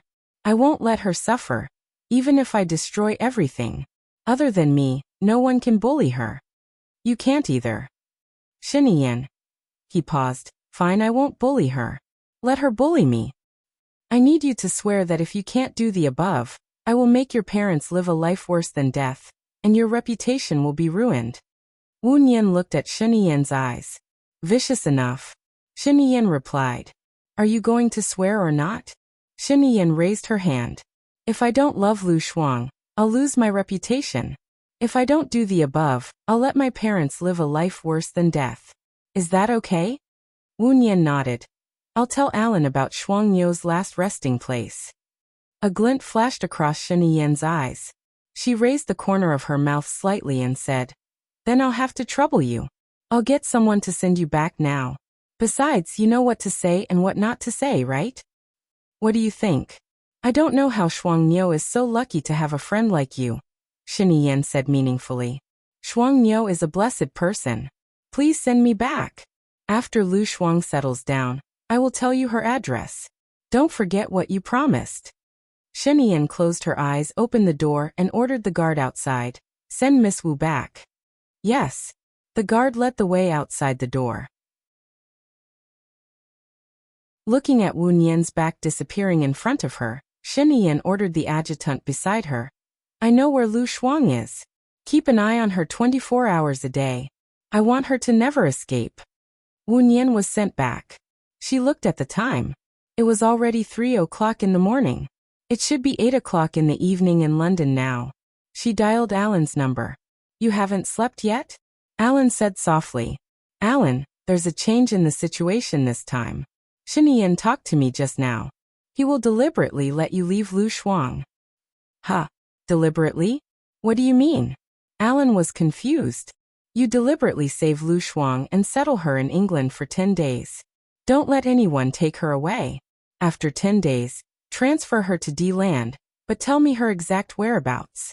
It sounds more interesting than before. Are you willing to tell me the reason? Alan asked in a good tone. Xinyan said that he is willing to set Lu Shuang free until he regains his freedom. I want to test him and tell him a fake address to see his reaction. If he really does as he promised, I will tell him the real address. Alan smiled. Can I say that the devil is 1 foot higher than the law?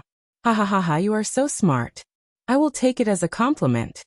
Yes, but I might need your help too. Alan said awkwardly. Go ahead. As long as she could do it, she would do it without hesitation. She didn't like to owe others, but she had owed a lot of people before. In her heart, she couldn't get over it, such as Lu Shuang and Mu Xiaoxiao. My grandmother wants to come to a land next month. After all, you are my friend. I may have to trouble you to come out and meet me. I thought it was something important. That's what I should do. Text me when you confirm the time. Well, okay. Go to bed now. It's late. It's not good for your skin to sleep so late, Alan said with a smile. She felt relaxed when she was with Alan. Okay, good night. See you next month. Good night. See you next month. Wu Nian hung up the phone, took a shower, and lay on the bed. Her imagination ran wild. Every time she thought of Gu Lingqing, she would feel a faint pain in her heart. It was a very bad feeling. Fortunately, she would be free soon. Her heart would not hurt anymore, and all the feelings would disappear. She turned over, but her face was wet. Life was like a dream, smoke, and illusion. Most things would not go your way. She just had to get used to it. She fell asleep in a daze. When she woke up, it was already 12:20. After washing up, she called Lu Shuang. What do you want to say? I've been waiting for your call for a long time, Lu Shuang said anxiously. Alan said that as long as you go to the UK, he has the third eye, and he can definitely save you. Third eye? What third eye? Is he bragging? Lu Shuang was worried. Wu Nian thought that Lu Shuang was anxious and his brain was temporarily short-circuited. She explained in detail. It refers to the surveillance system. Now every road and every community has surveillance. As long as you go to the UK, he can use the surveillance system to find you quickly through facial recognition. Oh, I remember now. That's what it means. Recently, I haven't been eating well and sleeping well. I feel that my brain has declined. Hey, I can't take it anymore. I have to hang up. Shen Yan is here again. I'll talk to you later. Lu Shuang hung up the phone in a hurry. Wu Nian sighed. Even if Shen Yan really loved Shuang Niu might not be able to accept him in a short time. After all, they did not have a good beginning, and their status was too far apart. She got up and her phone rang. She saw that it was a landline number and answered. Who is this? Hello, Miss Wu.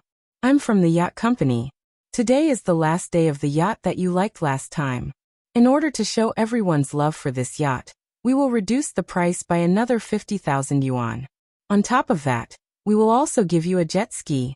If you miss today, you won't have another chance.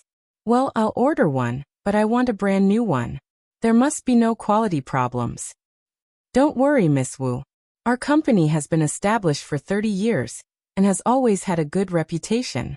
When will you pay the deposit? In the afternoon.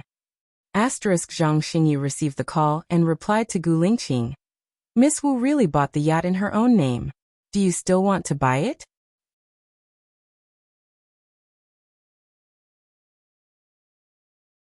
Chapter 405. Lu Shuang was going to England, and Wu Nian was going to see him off. Lu Shuang held Wu Nian's hand tightly and said reluctantly, Xiaobai, don't bear the burden alone. You'll feel better if you tell me. When I'm not by your side, write it on the letter and pretend to tell me. Then you'll feel better. Wu Nian nodded. Okay. Lu Shuang's eyes turned red. He sniffed and choked with sobs. I'll miss you. Don't forget me. Let's be friends in our next life. Wu Nian saw Lu Shuang crying, and his tears flowed down instantly. He nodded and helped Lu Shuang wipe his tears. He said, Remember, be careful with your words and actions. You can only rely on yourself outside. When you're very angry, listen to a song and calm down for 5 minutes before making a decision. I will. Once Shen Yan has a new lover, tell me. I'll sneak back to see you. I think he'll have a new lover soon. Lu Shuang said with hope. Wu Nian's eyes darkened. He did not say anything.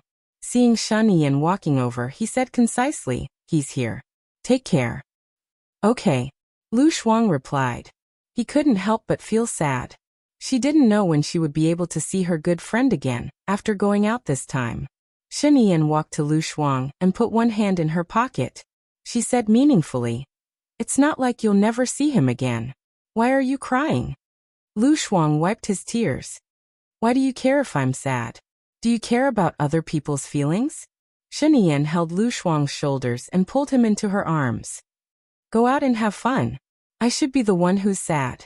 He turned around with his arms around her. Lu Shuang looked at Shen Yan in confusion. You're a person who can come and go as you please. Why are you sad? Don't you know why I'm sad? Shen Yan and Lu Shuang's voices were getting further and further away. She didn't turn around until they got on the plane, and it was out of her sight. Now, apart from waiting for news, he was going to get a yacht driving license. From the training ground to the restaurant to the hotel, and from the hotel to the restaurant to the training ground. It was much easier to get a driving license on a ship than a car. She got her driving license in a week, and could drive her own cruise ship out to sea. The place she wanted to go the most was the deserted island. Fortunately, she remembered the latitude and longitude and adjusted it on the machine. The boat was driven by herself. She just needed to check if there was any mistake from time to time. However, before she left, she bought a lot of ingredients. It took 8 hours to drive from City A to the deserted island. She checked out of her room and set off at 8 o'clock in the morning with 3 barrels of diesel. The weather was good today. Perhaps it was because she was at sea. It was almost October and it was a little chilly. She wrapped herself in a blanket and stood at the head of the bed, looking at the endless ocean. This would be her future life. She would stay at sea for a long time without any signal, and live a life far away from the world. Occasionally, she would go to the shore to buy some ingredients. She would not inquire about anyone's news. She would struggle to survive until she could no longer live. At 4 o'clock in the afternoon, she approached the island. From afar, she saw something different. Using the binoculars given by the shop, she saw a house by the sea. She had a strange feeling in her heart. Who built a house here? Another 10 minutes later, the cruise ship approached the shore. She saw it clearly. It was a 3-story cement house surrounded by a 2.5-meter-high wall. Outside the wall was a circle of ditches for storing water. There was only one way to the iron gate. The iron gate was locked. The owner should not be inside. She did not expect that there would be people living here. If one family came, maybe there would be a second family. Or maybe she could teach here. Wu Nian did not get off the ship. She docked the ship 50 meters away from the shore. At night, she simply cooked porridge and scrambled eggs with tomatoes. After eating, she lay on the deck chair at the bow of the ship, covered herself with the quilt, and counted the stars in the sky. The cold wind blew. Even with the quilt, she felt cold to the bones.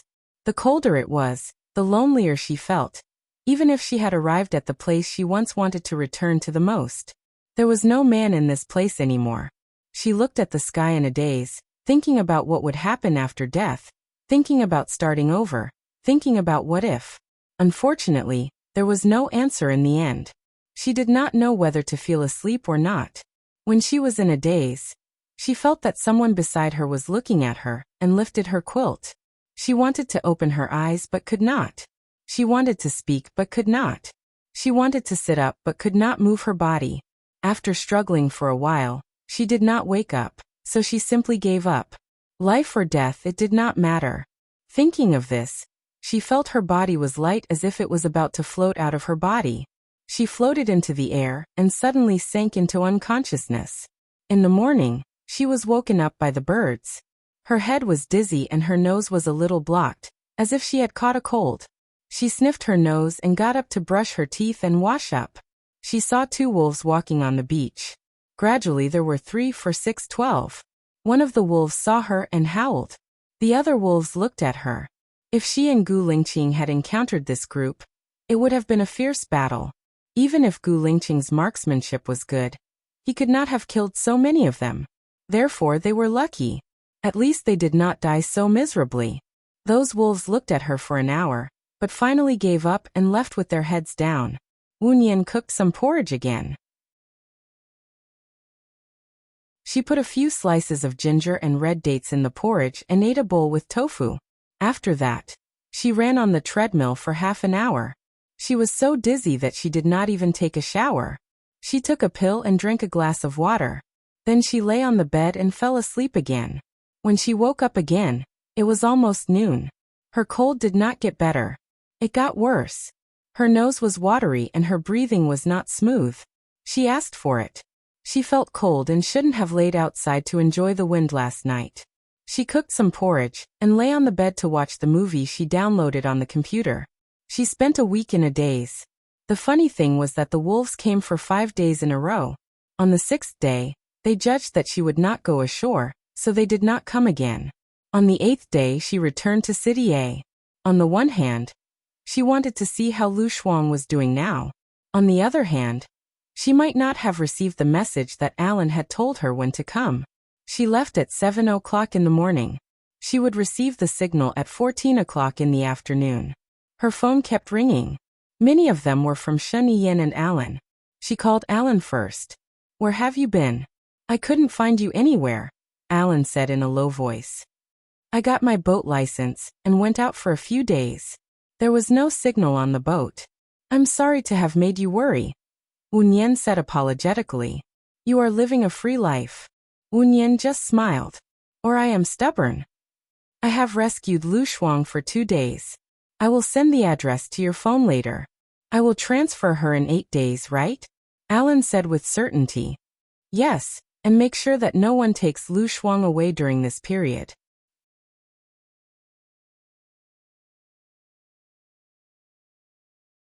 Chapter 406.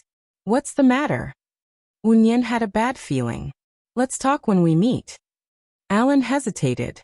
Wu Nian heard his heavy tone and was a little anxious.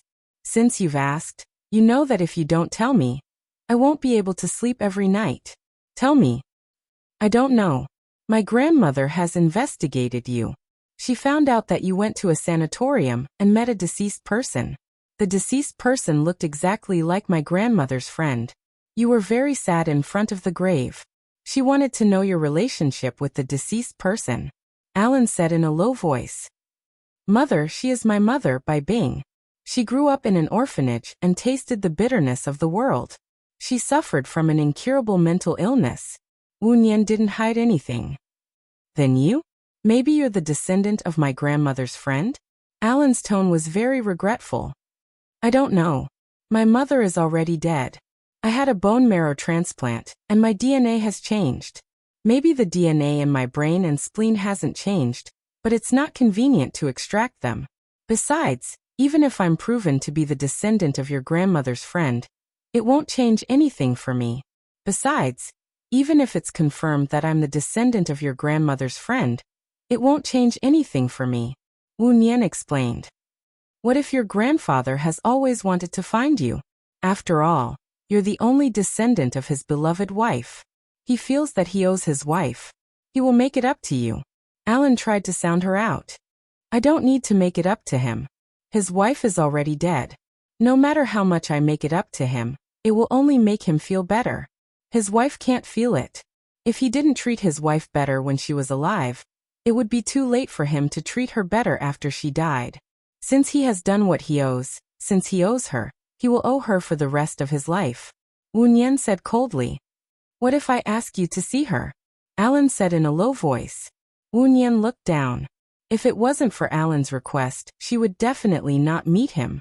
She knew that once she admitted it, many people, things would be involved. She would also mess up other people's lives. She didn't want to. But Alan's request, she twitched the corner of her mouth. She couldn't reject him because of his help. Okay. On October 15th, your grandfather and my grandmother will come to a land together. See you then. Alan said with a clear voice. Okay, I'm hanging up.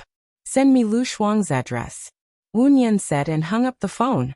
He lay on the recliner and looked at the blue sky.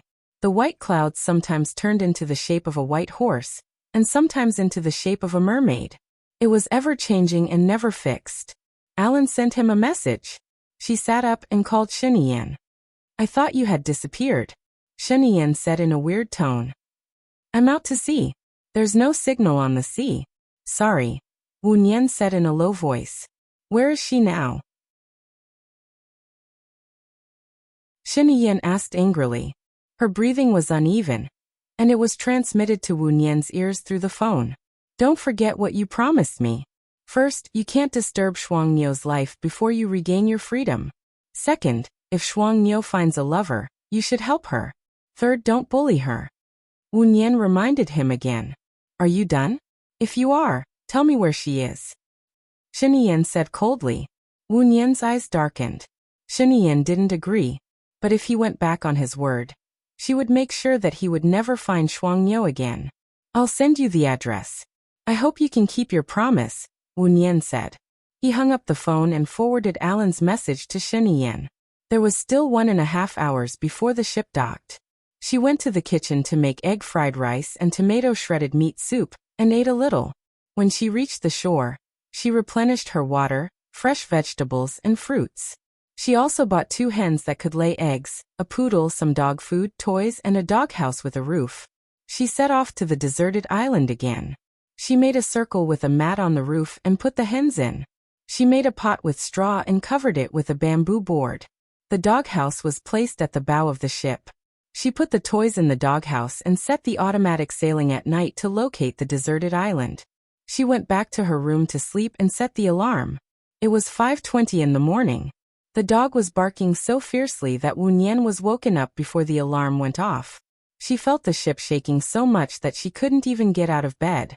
She swayed and opened the door. The sea was stormy, but there was no rain. The sky was slightly white. She closed the door and went to the bathroom to brush her teeth. She put on a jacket and walked to the bed. The dog saw her and barked even louder. Wu Nian carried it out. It was very dirty. She took the dog into the bathroom and put it in the sink to take a bath. The dog was very resistant at first. It struggled and tried to bite Wu Nian's hand. She gave the dog a few mouthfuls of dog food, and it calmed down. Wu Nian helped the dog bathe and dried its fur with a hairdryer. What do you think of your name? Little Qing, how about this name? It sounds very sunny, Wu Nian said to the dog. Woof woof. The dog barked twice. Wu Nian gave the dog a biscuit. Then you'll be called Little Qing. You like it too, right? Woof woof. The dog barked twice again. Wu Nian gave the dog another biscuit. The dog was much more stable in her arms and no longer barked as before. Due to the wind and waves, the ship arrived at its destination 2 hours late. It was 8 o'clock when she arrived at the deserted island. The sun was out and the wind and waves had subsided. She was surprised to find that the previously closed iron gate was opened. She could see that there was a courtyard inside. There was a well and a parasol in the courtyard. Under the parasol was a table, a recliner, and a blanket on the recliner. There were 3 rooms in the 3-story building. There were several rooms upstairs, and several more rooms upstairs. She was surprised and looked around. There were no beasts coming in or out. She remotely controlled the ladder, and got off the ship with the dog in her arms. She slowly walked to the front of the house, knocked on the door and asked, "Is anyone here?" Woof woof woof woof. The dog barked. No one answered her. Wu Nian was nervous and scared. She walked further inside and shouted, "Is anyone here?" Click. The door was opened. Gu Lingqing looked at her deeply. There was no surprise in his eyes. Perhaps he had recognized her when he heard her voice. Wu Nian's heart was beating fast. He said not to see her again. She had thought that this house was built by him, but she didn't think that he would come here after falling out with her. "I'm sorry." Wu Nian apologized and turned around. "Little Yen is sick," Gu Lingqing said in a low voice.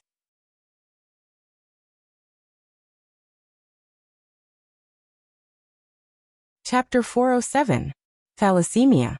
He has been sent abroad for treatment, but the doctor said that the best way is hematopoietic stem cell transplant. My parents' blood is not suitable, Xiao Xian's blood is not suitable, and my blood is not suitable. What about me? Wu Nian's eyes dimmed. My bone marrow has been changed. Yours is not suitable either. Gu Lingqing looked at her and said. Wu Nian's mind felt empty. The sea breeze blew on her face, making her feel sad. In her life, she had less happiness than pain, and more setbacks than prosperity. Nothing good had happened to her. Could it be that she had done too much evil in her previous life, and the retribution was on her child? A strange look flashed across Gu Lingqing's face. If we want to save him, we'd better have another child. Wu Nian raised her head and looked at Gu Lingqing calmly. Her eyes were too calm, without a trace of emotion. Gu Lingqing gritted her teeth and sneered. She said sarcastically, "Of course, if you don't want to save him, I won't force you. Maybe you can find a match in a few years, and then you can leave. It's hard for me to get pregnant. You don't have to explain. It's your freedom to save him or not. Anyway, the child has nothing to do with you. You have never wanted him," Gu Lingqing said harshly. She turned around and closed the door. There was a loud bang. Wu Nian stood outside the door. There was a pain in her heart that slowly flowed into her limbs and bones.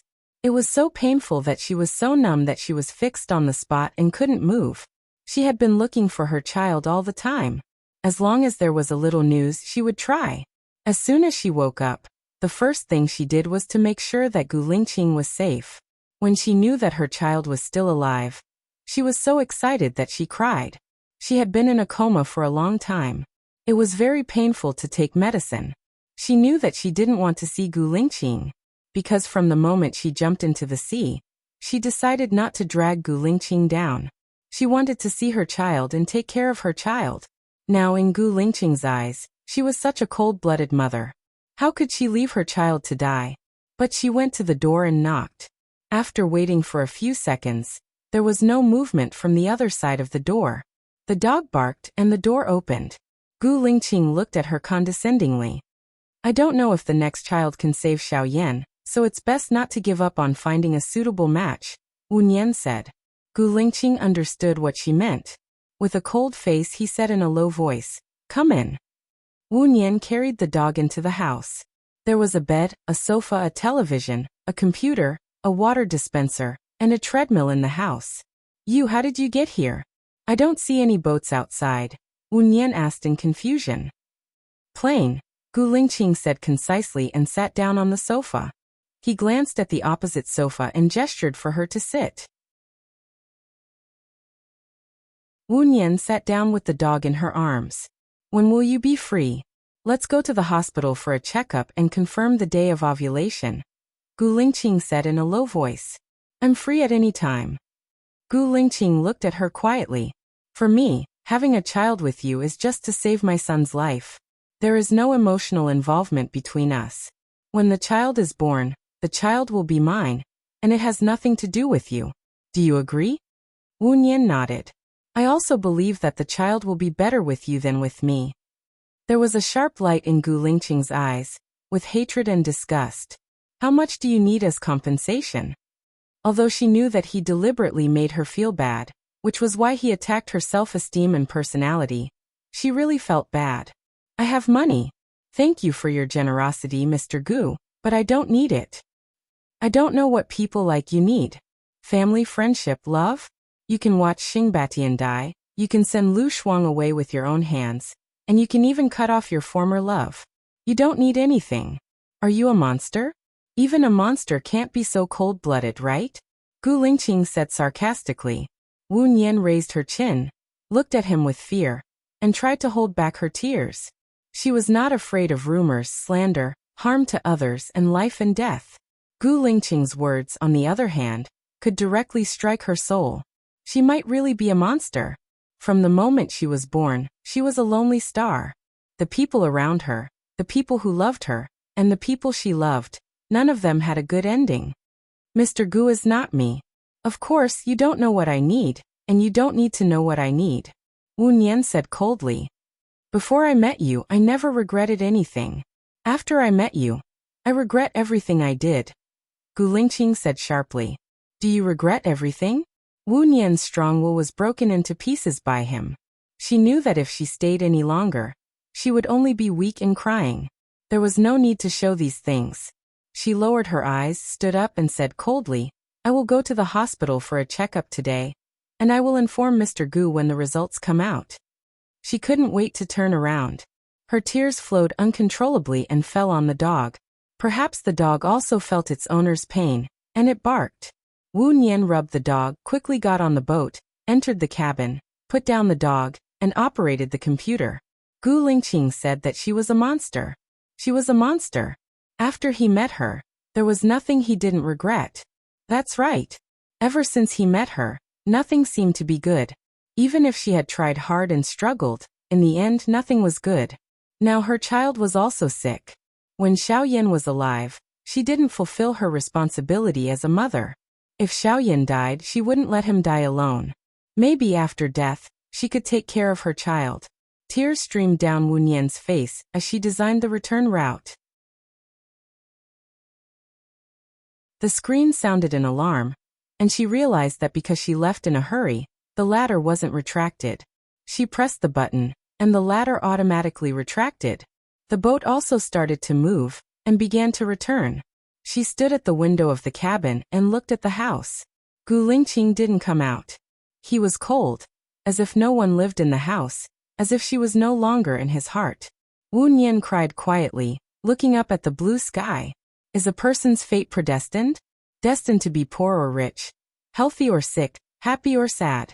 If it was destined, why did she have such a fate? She had never taken the initiative to hurt others. Wu Nian felt terrible.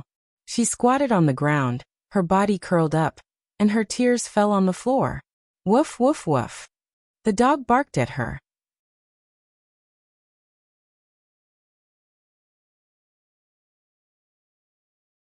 Chapter 408. It was already 5 o'clock in the afternoon when she reached the shore. It was too late for her to go to the hospital for a checkup, as she was still feeling a little dizzy from the flu. She didn't dare to take her medicine, and drank a lot of hot water in preparation for having a child. She lay on the bed for the whole night, feeling dizzy and sweaty. The next day, she woke up at 4 o'clock and couldn't sleep. She cooked porridge and played with Hank the dog on the bed. Unknowingly, she played for an hour and the porridge was already kept warm. She got up and cooked scrambled eggs with tomatoes. The dog woke up too. She fed it some dog food and squatted in front of the kennel. Xiaoqing, I'm going out today. Be good at home. Woof woof. The dog barked. The corners of Wu Nian's lips curled up slightly. She fed him some more dog food and went back for breakfast. After eating, it was only 6 o'clock. She changed into her sportswear. Perhaps it was because she had not recovered from her cold, but her body felt weak. Usually, she would run for an hour or two, but she only ran for 40 minutes before getting off the treadmill. She took a hot shower, changed her clothes, and before leaving, she gave the dog water and set off. At 10 o'clock in the morning, she had already completed the checkup and received the report. Her period wasn't normal, and the doctor advised her to take care of her body. Her ovulation period was from October 5th to October 10th. She walked out of the hospital and looked through her phone. She didn't see Gu Lingqing's number. She remembered that she had already blacklisted and deleted his number. Shen Yan should have Gu Lingqing's number, and so should Stevens. She didn't want to ask them for it. Gu Lingqing would probably contact her later. She put her phone in her bag and went back to bed. She slept again when she woke up in the middle and wanted to sleep again. She was woken up by the ringing of her phone. She had a terrible headache. She looked at the caller ID and answered, "Hello." "Hello, is this Miss Wu Nian?" the other party asked. Wu Nian found the voice familiar. "What's the matter? I'm President Gu's assistant, Zhang Xingyu. We've met before. Do you remember me?" Zhang Xingyu said politely. "Okay." Wu Nian sat up. "Did you forget to contact President Gu? President Gu is very angry right now. Hurry up and contact him. Otherwise we will be in trouble," Zhang Xingyu pleaded. "I don't have his number," Wu Nian said apologetically. "I'll send it to you now," Zhang Xingyu said and hung up before Wu Nian could reject. Gu Lingqing narrowed his eyes and asked Zhang Xingyu, "What did she say?" "She said she doesn't have your number, but I'll send it to her now," Zhang Xingyu explained. Gu Lingqing's pupils shrank sharply, cold stars flashing in his eyes. No wonder he couldn't get through to her. Not only had she blocked him, but she had also deleted him. There was a fire in his body, rising to the top. When Wu Nian called, his eyes were sinister. He asked, "Where are you?" And not, "What should I say after the checkup?" Wu Nian paused. "According to the report, my ovulation period is from October 5th to October 10th. Shouldn't it be before the 7th and after the 8th? Gu Lingqing's voice was even colder. "My period is not accurate. It's best to go for a checkup every month. Currently, it's from October 5th to October 10th, Wu Nian explained. "Got it. Tell me the date, and I'll get someone to pick you up." Wu Nian. "What you're doing now is useless, right?"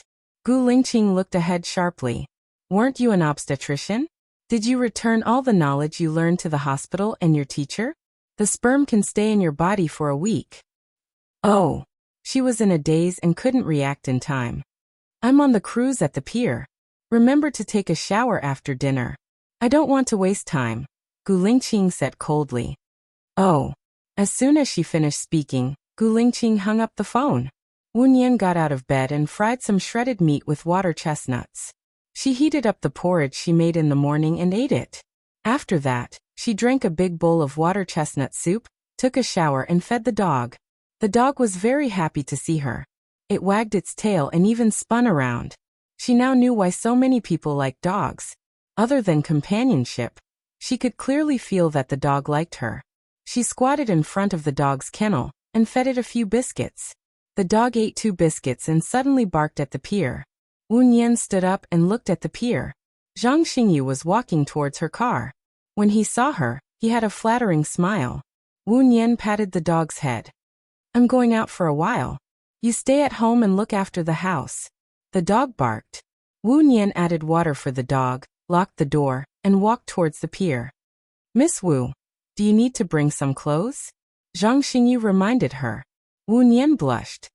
"No need. I'm coming back today." "Oh, that's not what I meant." Wu Nian. What did he mean?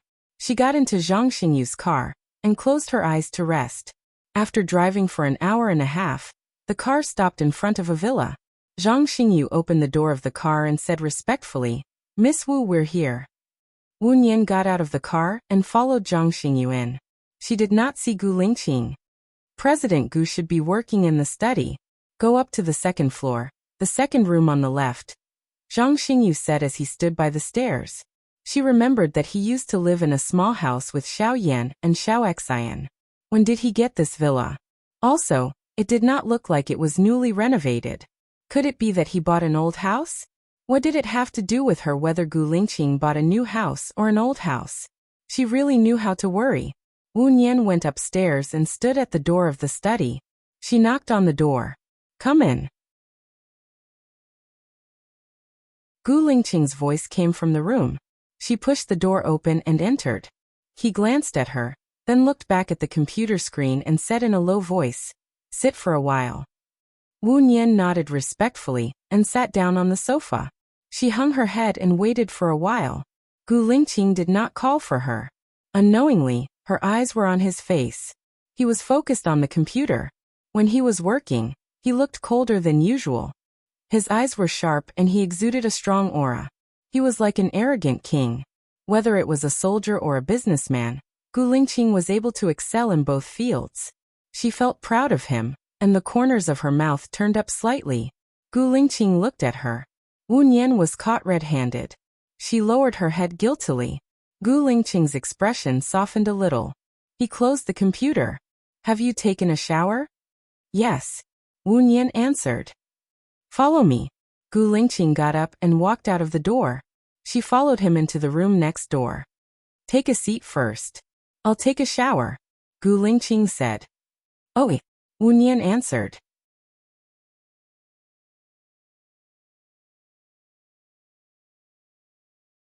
Chapter 409.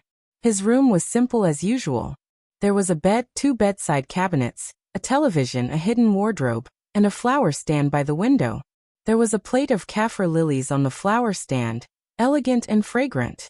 Gu Lingqing opened the bathroom door. He walked out with only a towel around his waist and looked at her coldly. "Do you want me to help you take off your clothes? Or do you want to do it yourself?" "I'll do it myself." Wu Nian lowered her head and took off her coat and undershirt. She was much thinner than before. Was she even 90 kilograms now? "If you get any thinner, you'll feel like a skeleton," he said coldly. He held her waist, turned around, and pressed her down on the bed, looking down at her from above. Wu Nian looked down and refused to look at him. Gu Lingqing gritted his teeth. "How boring." Gu Lingqing sat on the bed. Wu Nian felt a little cold. She wrapped her coat around her body and looked at him in confusion. Gu Lingqing lit a cigarette and leaned against the bed. He exhaled a thick cloud of smoke that landed on Wu Nian's face. She choked and turned her face away. Gu Lingqing moved closer to her and lifted her chin to face him. "I have to get hard to want you. How can I feel anything when you're like this?" Wu Nian pushed his hand away. "Then take the medicine." "Will the child be better after taking the medicine be born? Or do you not care if the child is born an idiot?" Gu Lingqing said sarcastically. Wu Nian furrowed his brows. "Can't you speak properly? Do you feel better every time you say that? Then can you do your job properly? If you don't do your job well, don't expect to be treated well, right? And you've learned psychology," Gu Lingqing retorted coldly. Wu Nian was speechless. Gu Lingqing didn't say anything either. The atmosphere was tense. She looked at him and softened her tone. "Aren't we doing this for Xiao Yan? Why else do you think I still want you? However, some reactions can't be forced. You've already given birth, so you should understand," Gu Lingqing retorted. Wu Nian understood his hint and pounced on him. She lowered her head and took the initiative to kiss his lips.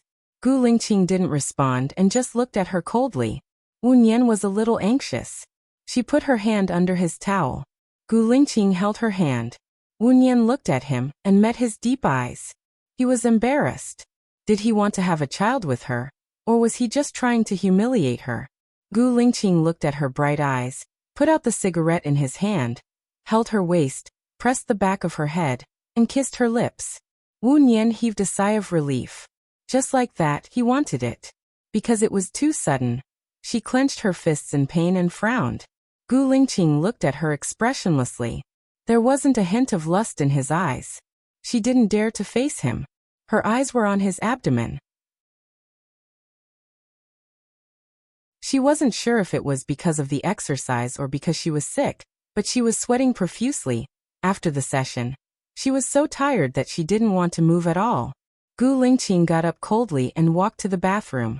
He didn't look at her. Get dressed. I'll get someone to send you back. I'll pick you up tomorrow at the same time. Wu Nian replied, okay. In Zhang Xingyu's car. She looked at the time. It was already midnight. It would take 1.5 hours to get from Gu Lingqing to her place. She sat in the car and let her imagination run wild. Zhang Xingyu looked at her again and again. He seemed to want to say something but stopped himself. What's wrong? Wu Nian asked suspiciously. I feel that President Gu treats you quite differently. He was so uneasy when he didn't hear from you that he couldn't even do his work. Now that you're willing to come, I can tell that he's in a much better mood. He's calmed down a lot, Zhang Xingyu said with a smile. That's because he's worried about Xiaoyan. Wu Nian explained. She was saying it for herself. Xiaoyan? Why? Zhang Xingyu was puzzled. Wu Nian guessed that Zhang Xingyu didn't know the real relationship between her and Gu Lingqing. She couldn't be bothered to explain. She just smiled and didn't want to say anything else. She looked out of the window. It was very dark outside. Even the places with street lights were not bright enough. It was pitch black. She closed her eyes and pretended to sleep. She accidentally fell asleep. When she woke up, her nose was filled with the smell of disinfectant. She opened her eyes in surprise. Zhang Xingyu was standing by the bed. You're finally awake. Zhang Xingyu smiled. Did I sleep for a long time? Wu Nian wanted to get up. My dear lady, just lie down and rest. You had a fever yesterday. Don't you know it? Zhang Xingyu pressed her down. She guessed that she had a slight fever. That was why she ate a big bowl of water chestnut at night. It had the effect of cooling down. I might have caught a cold from the sea breeze. What time is it now? Where's my bag? Your bag is in the cabinet. Don't worry. President Gu said that you can rest in the ward until you recover. He was there last night and even found 2 caretakers for you. I know that President Gu cares about you a lot. I've never seen him treat any girl so well. But you're also very beautiful. You look beautiful. Zhang Xingyu smiled and scratched his head. Wu Nian looked down. Was Gu Lingqing there the whole time? Thank him for me. I'll try my best to recover. Wu Nian promised. I don't need to stay in the hospital. I still have a dog to take care of. That's not a good idea. If President Gu knew that you left the hospital without permission, he would be angry. I know what I'm doing. Wu Nian saw that Zhang Xingyu was in a dilemma. She took out her bag from the cabinet and called Gu Lingqing. Gu Lingqing hung up on her. Did you call President Gu? President Gu should be in a meeting now. Send him a message. He should be back after the meeting. Zhang Xingyu reminded her. Wu Nian wrote a message to Gu Lingqing. Before she finished writing the message, Gu Lingqing called. What's the matter? He asked coldly. Well, I just caught a cold and have a fever. I don't need to stay in the hospital. I can take the medicine home and hang it myself. It's the same. If you knew how to take care of yourself, you wouldn't have fainted from the fever. If it wasn't for Yin, I wouldn't care about you. Just stay in the hospital. I've brought your dog home. Don't worry. If there's nothing else, I'll hang up first. I'm in a meeting. Gu Lingqing said coldly. After that, he hung up without giving her a chance to speak. Oh my God, President Gu stopped the meeting to call you. I think he's in love with you. He's a workaholic. He's never been like this before. Zhang Xingyu was surprised. Wu Nian didn't bother to explain. Her phone rang again. It was Alan. She didn't answer it directly. Instead, she said to Zhang Xingyu, I'm a little hungry. Oh, I'll buy it for you. Zhang Xingyu said cleverly. Wu Nian didn't answer until Zhang Xingyu left.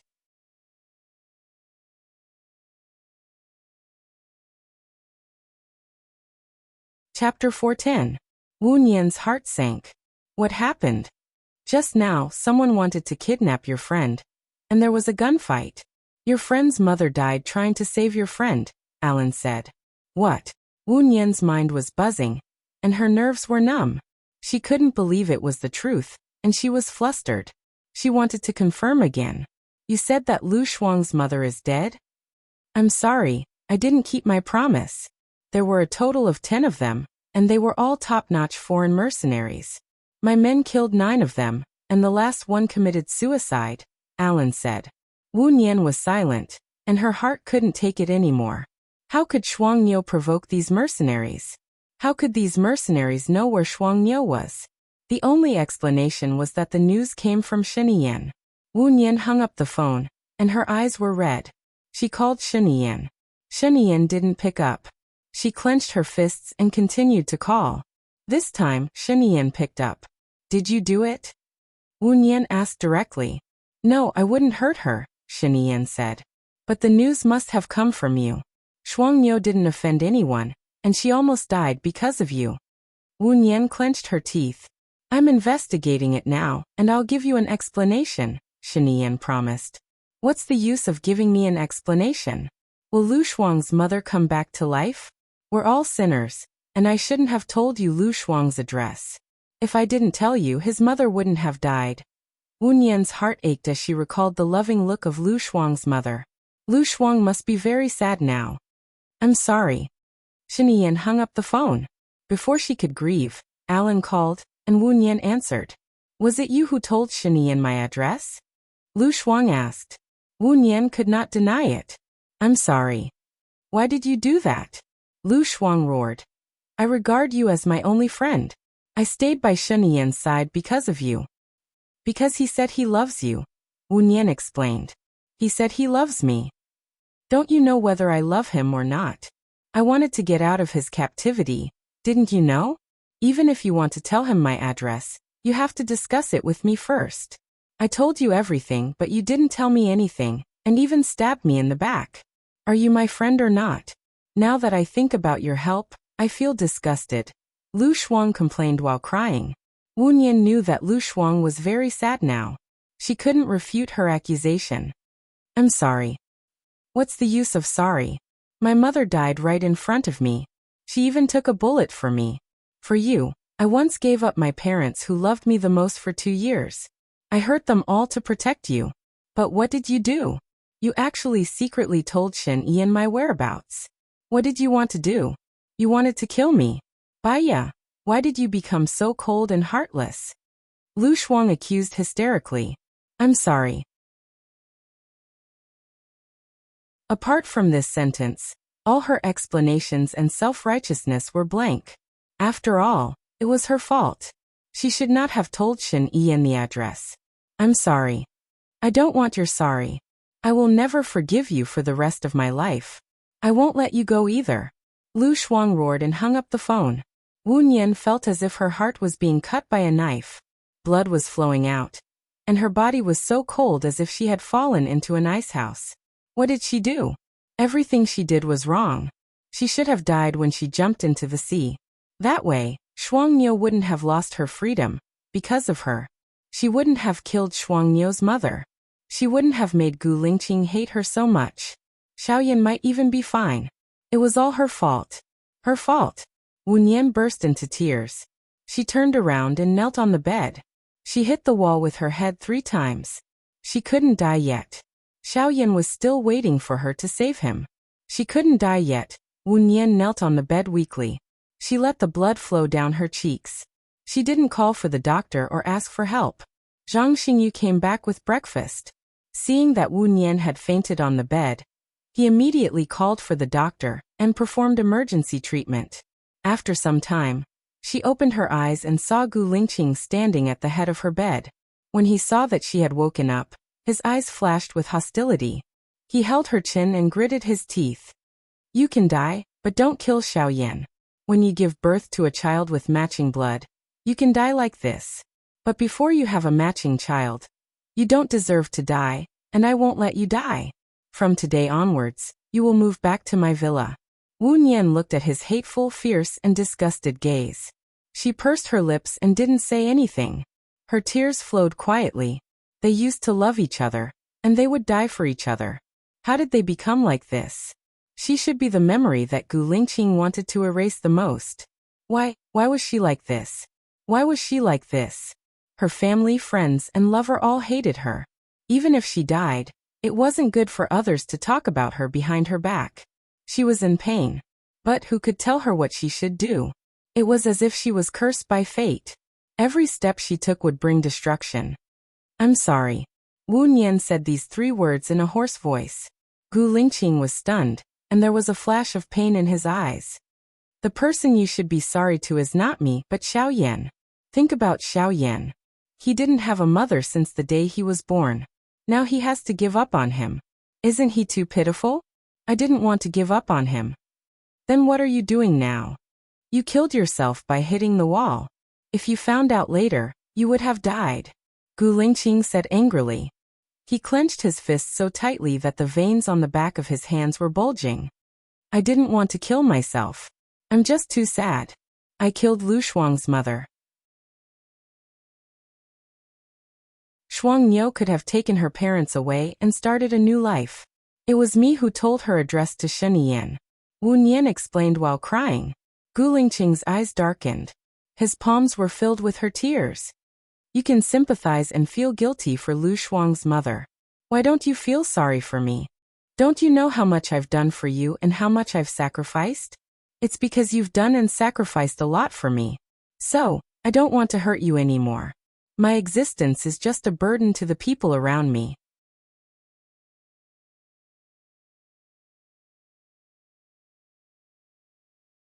Chapter 411. Gu Lingqing stared at her. So you pushed me away just because you were afraid of dragging me down? Isn't that so? When I jumped into the sea, I never thought about coming back to life. Lu Shuang sacrificed himself to save me, and then I killed his mother. If I were to be with you, things might change. You might offend Sheniyan in order to help me save Lu Shuang, and Sheniyan would deal with you.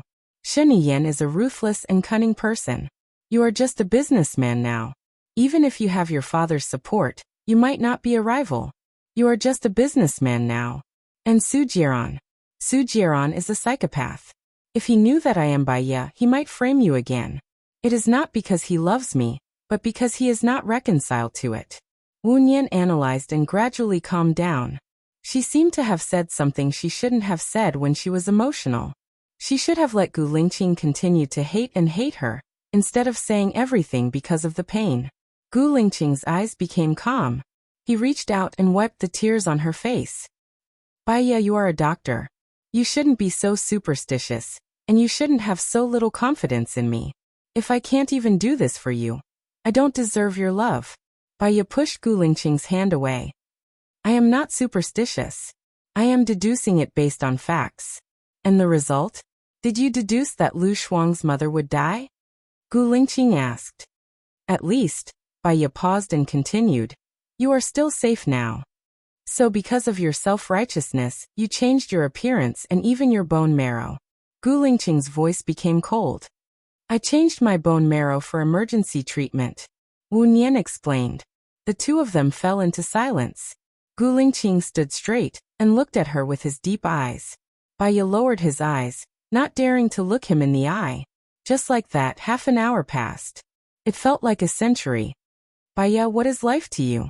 Gu Lingqing asked in a low voice. Baiya looked up at him and said simply, responsibility. What is your responsibility? Gu Lingqing asked. Baiya pursed her lips and said nothing. Do you want me to say it for you? Your responsibility is your mother, Yan Lu Shuang, and me, Gu Lingqing said in a low voice. Baiya still did not speak. Your mother is already dead. Little Yan is about to die. Lu Shuang was sent away by you. I am also someone you don't want anymore. Is it your next step? You are going to kill yourself? Gu Lingqing said coldly. I won't commit suicide. Yan won't die. Lu Shuang will be fine.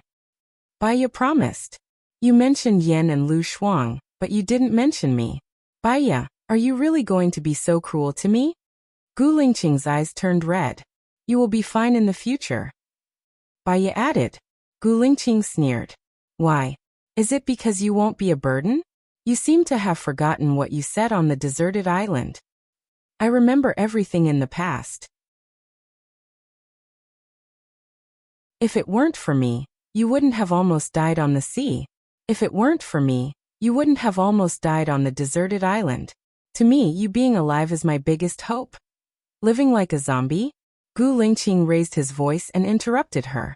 His eyes were as red as blood. Do you think I'm willing to live without you? Baya stared at Gu Lingqing. She couldn't control her tears anymore. Gu Lingqing held her hand with great strength. It was as if he wanted to hold on to her for the rest of his life. His gaze was firm and sharp. I'm also very tired. Every day of this kind of life is torture, hatred, disgust. Either we stay together, no matter what difficulties we encounter. Even if we die together. Or you, me, Xiaoyan, the three of us don't need to live anymore. Our family will leave this world and go to another world. There's no other world. People can't come back to life after they die, Baya said while crying. Then do you think there's any meaning for me to live? I can't eat well every day. I can't sleep. Even if I close my eyes, my heart hurts like a knife. I want to die immediately to stop this pain. You can find a better one. You also deserve a better one. You can also find a better one. Why don't you find one? Since you've changed your appearance and even your DNA, you can live a new life. Why did you appear in my world? Why did you buy a boat to go back to that deserted island? Why did you risk your life to save me when you were at Stephen's place? Gu Lingqing asked coldly. He asked coldly as his chest heaved up and down unsteadily. Baya pursed her lips. She couldn't answer and turned her face away. Gu Lingqing didn't let her retreat. He turned her face so that she was facing him. I also want to forget you and live a new life, but I can't forget you just because I want to. Every time I think that you might die, I feel very painful. It's been 2 years. It's not 1 or 2 days, 1 or 2 months, but 2 years. If you don't appear, I don't know how long I'll be in pain. Or maybe one day when I drink too much, I'll die of gastric bleeding again. There was a fluctuation in Baya's eyes. She heard about him going to the hospital. Later, when Xiaoyan came back, he stopped drinking. Baya, either we live together or we die together. You choose. I respect your choice. Gu Lingqing said firmly and let go of her chin and hand. Baya looked down. He didn't give her a multiple-choice question. She only had one choice. How could she bear to let Gu Lingqing and Xiaoyan die? She held Gu Lingqing's arm. You must live well.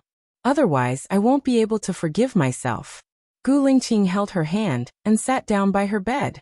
He looked at her with burning eyes and stroked her tear-stained face with his thumb. Baya, we've experienced life and death, separation and hurt. I only ask for one thing. Don't think about pushing me away again. Otherwise, I may be faster than you think. I may die faster than you think. Baya took a deep breath. She was emotional and hugged Gu Lingqing's waist. I don't want you to die. I want you to live proudly. Promise me, you must live well. Then you must promise me that you will never leave me. Even if we die, we will die together. Gu Lingqing said in a low voice. Baya cried and didn't answer. Either we live together or we die together. I'm not joking or threatening you. I mean what I say. Think about it carefully.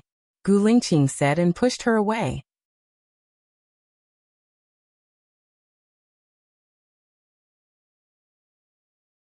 Chapter 412. Let's talk about it later. Gu Lingqing didn't want to promise her. You've been in a coma for a long time, and you haven't eaten anything. You should be hungry. Gu Lingqing's reminder reminded her that she hadn't eaten for a few meals. She hadn't eaten for a day, but she didn't seem to feel hungry. Gu Lingqing turned around and went out. She stared at the white ceiling for a while, wondering how Lu Shuang was doing. She took out her mobile phone and called Alan. How is Lu Shuang now? Baya asked worriedly. She cremated her mother and is not in a good mood. Xinyan's men are around. They are just watching but not doing anything, Alan said in a low voice. Please transfer them to Country D as soon as possible. Xinyan has an enemy in Country D, which is the weakest.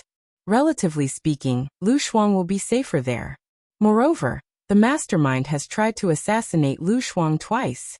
This time he didn't succeed, and I suspect there will be a third time soon. Baya said in a deep voice. Okay. I'll transfer her tomorrow. Are you okay? I don't think it's your fault. You've prepared for everything. You just want her to be happy. I've told everything to Lu Shuang. If you want to blame someone, you can only blame me for not doing a good job. I'm sorry. Alan apologized sincerely. You've tried your best. In fact, it's my fault. If I didn't have Shenian, this wouldn't have happened. I just thought that Shenian loved her, but I didn't consider Lu Shuang's thoughts or discuss it with her. I was self-righteous. You don't have to comfort me. I understand. Baya didn't want to shirk the responsibility. Well, after I send her to Country D, I'll tell you her address. Wait for a suitable opportunity. You can tell her in person that your relationship is so good, and she will forgive you. It's precisely because she's good that the damage is magnified. After you send her to Country D, don't tell me her address. I don't know, and it's safer for her. Baya said apologetically. That's fine too. You don't have to be too sad. Perhaps this is her fate. I hope she'll be fine in the future. Baya saw Gu Lingqing coming in from the door. I'll hang up first. Thank you. You're welcome. You might be Grandpa Tang's granddaughter. I should help you. Alan hung up the phone. Gu Lingqing put the dishes on the bedside table and asked tentatively, Alan's call. I asked him to take care of Lu Shuang. Baya didn't deny it.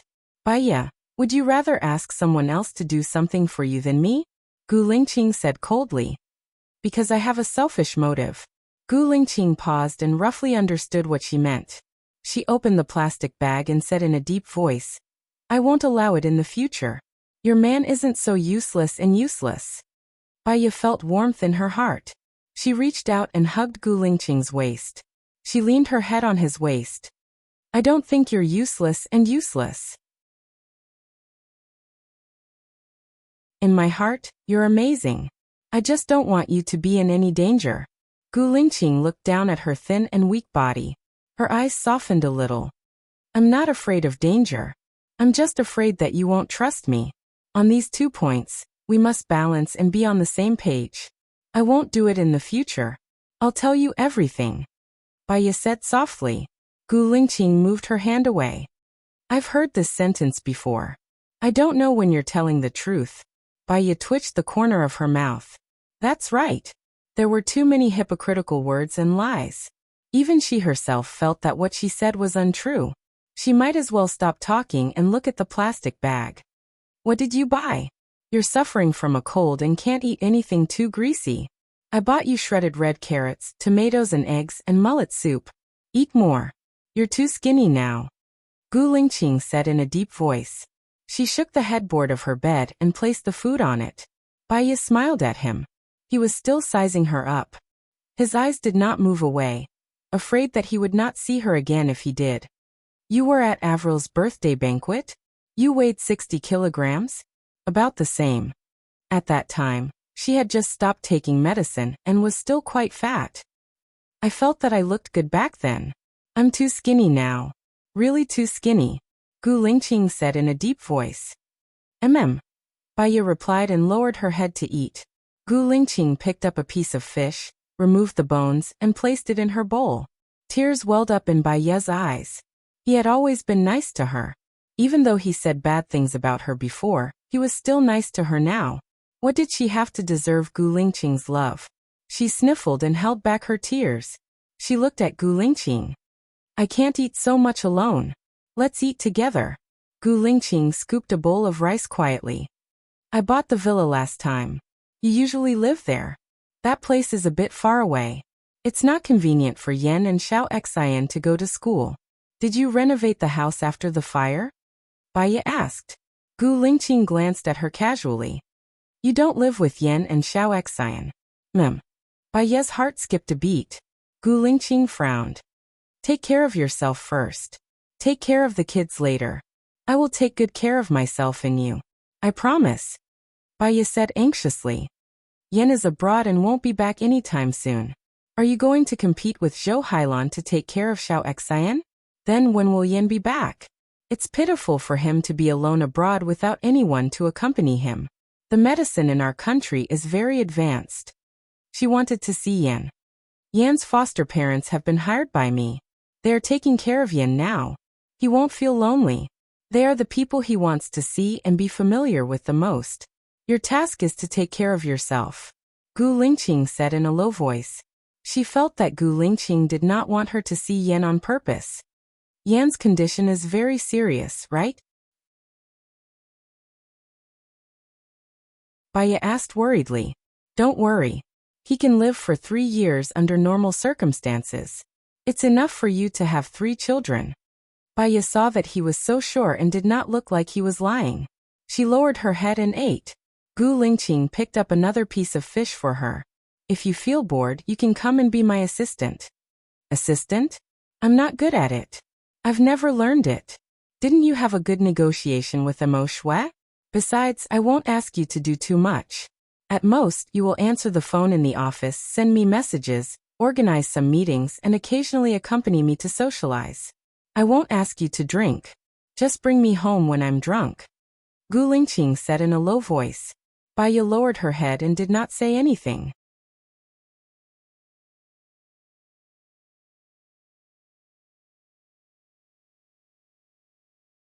Chapter 413. I don't think that's a good idea. Baya was not ready yet. Why not? Gu Lingqing asked, staring at her coldly. I think it's better to be an assistant. Marriage is a bit too rushed. Of course you're not in a hurry. You're not even 30 this year, and you have a lot of suitors. Su Jiaran and a British aristocrat are gone. Maybe another one will appear. Gu Lingqing said in a strange tone. That's not what I mean. If I'm married, I'll feel uncomfortable being an assistant. Why don't I wait until I'm pregnant?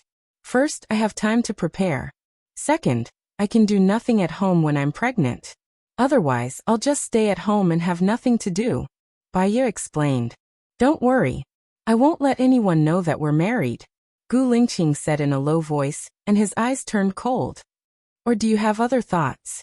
You don't want to marry me? No. Baya replied. Give birth to the child. We'll be together for 3 years. 3 years and 2 years. We can get married. That's it. When you're discharged from the hospital, bring the marriage certificate. I can keep our marriage a secret until you want to make it public.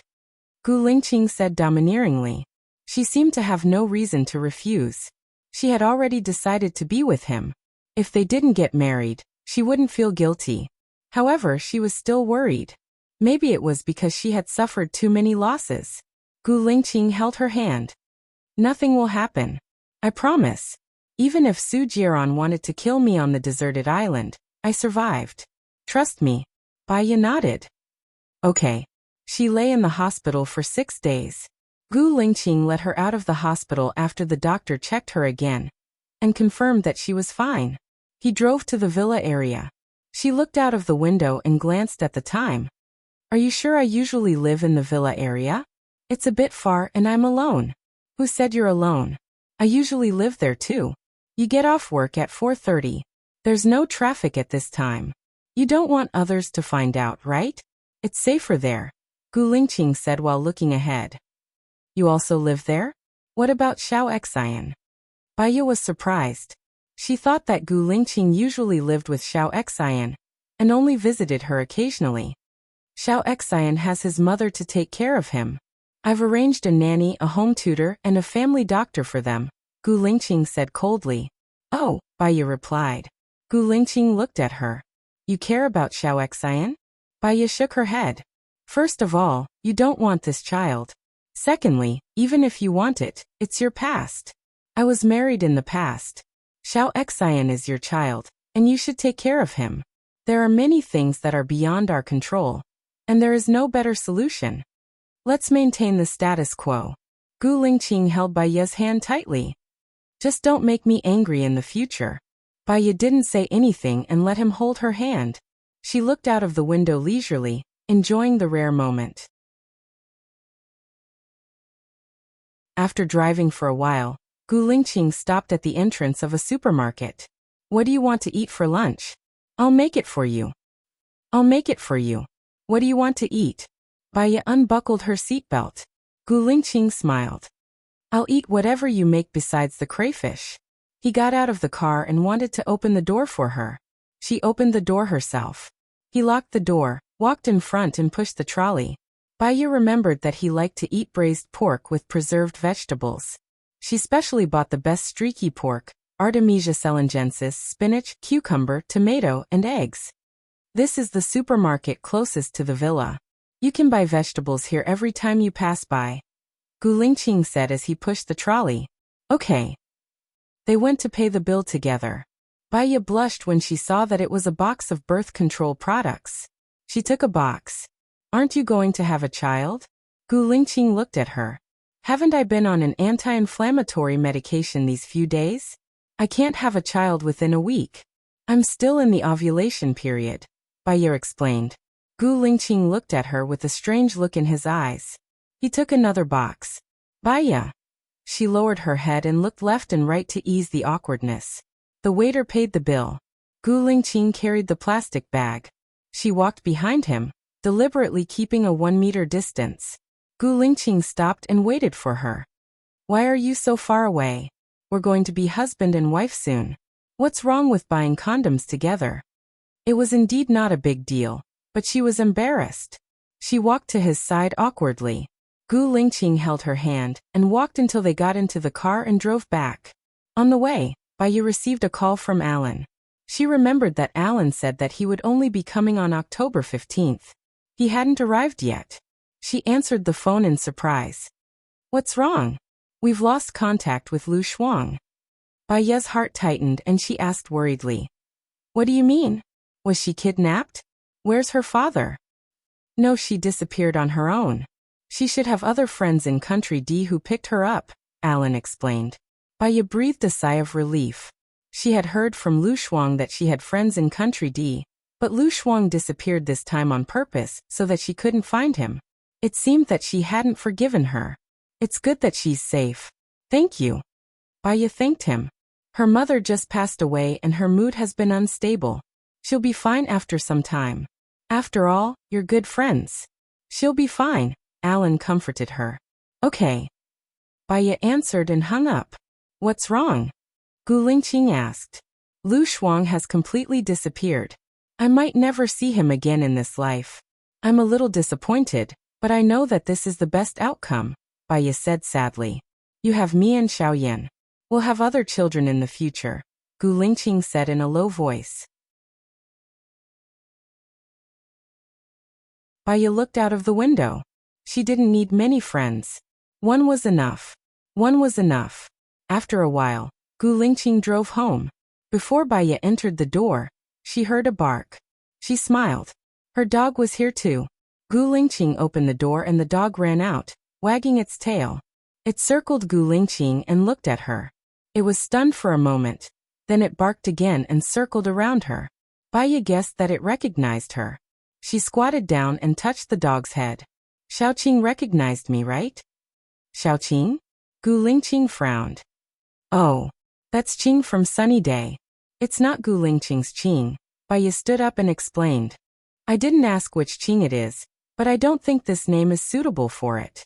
Its fur is all white. Let's call it Xiao Bai, Gu Lingqing said in a low voice. Baya. This stingy man. Then we'll call it Bai Qing. You call it Xiao Bai and I'll call it Xiao Qing. No one loses out, Baya said.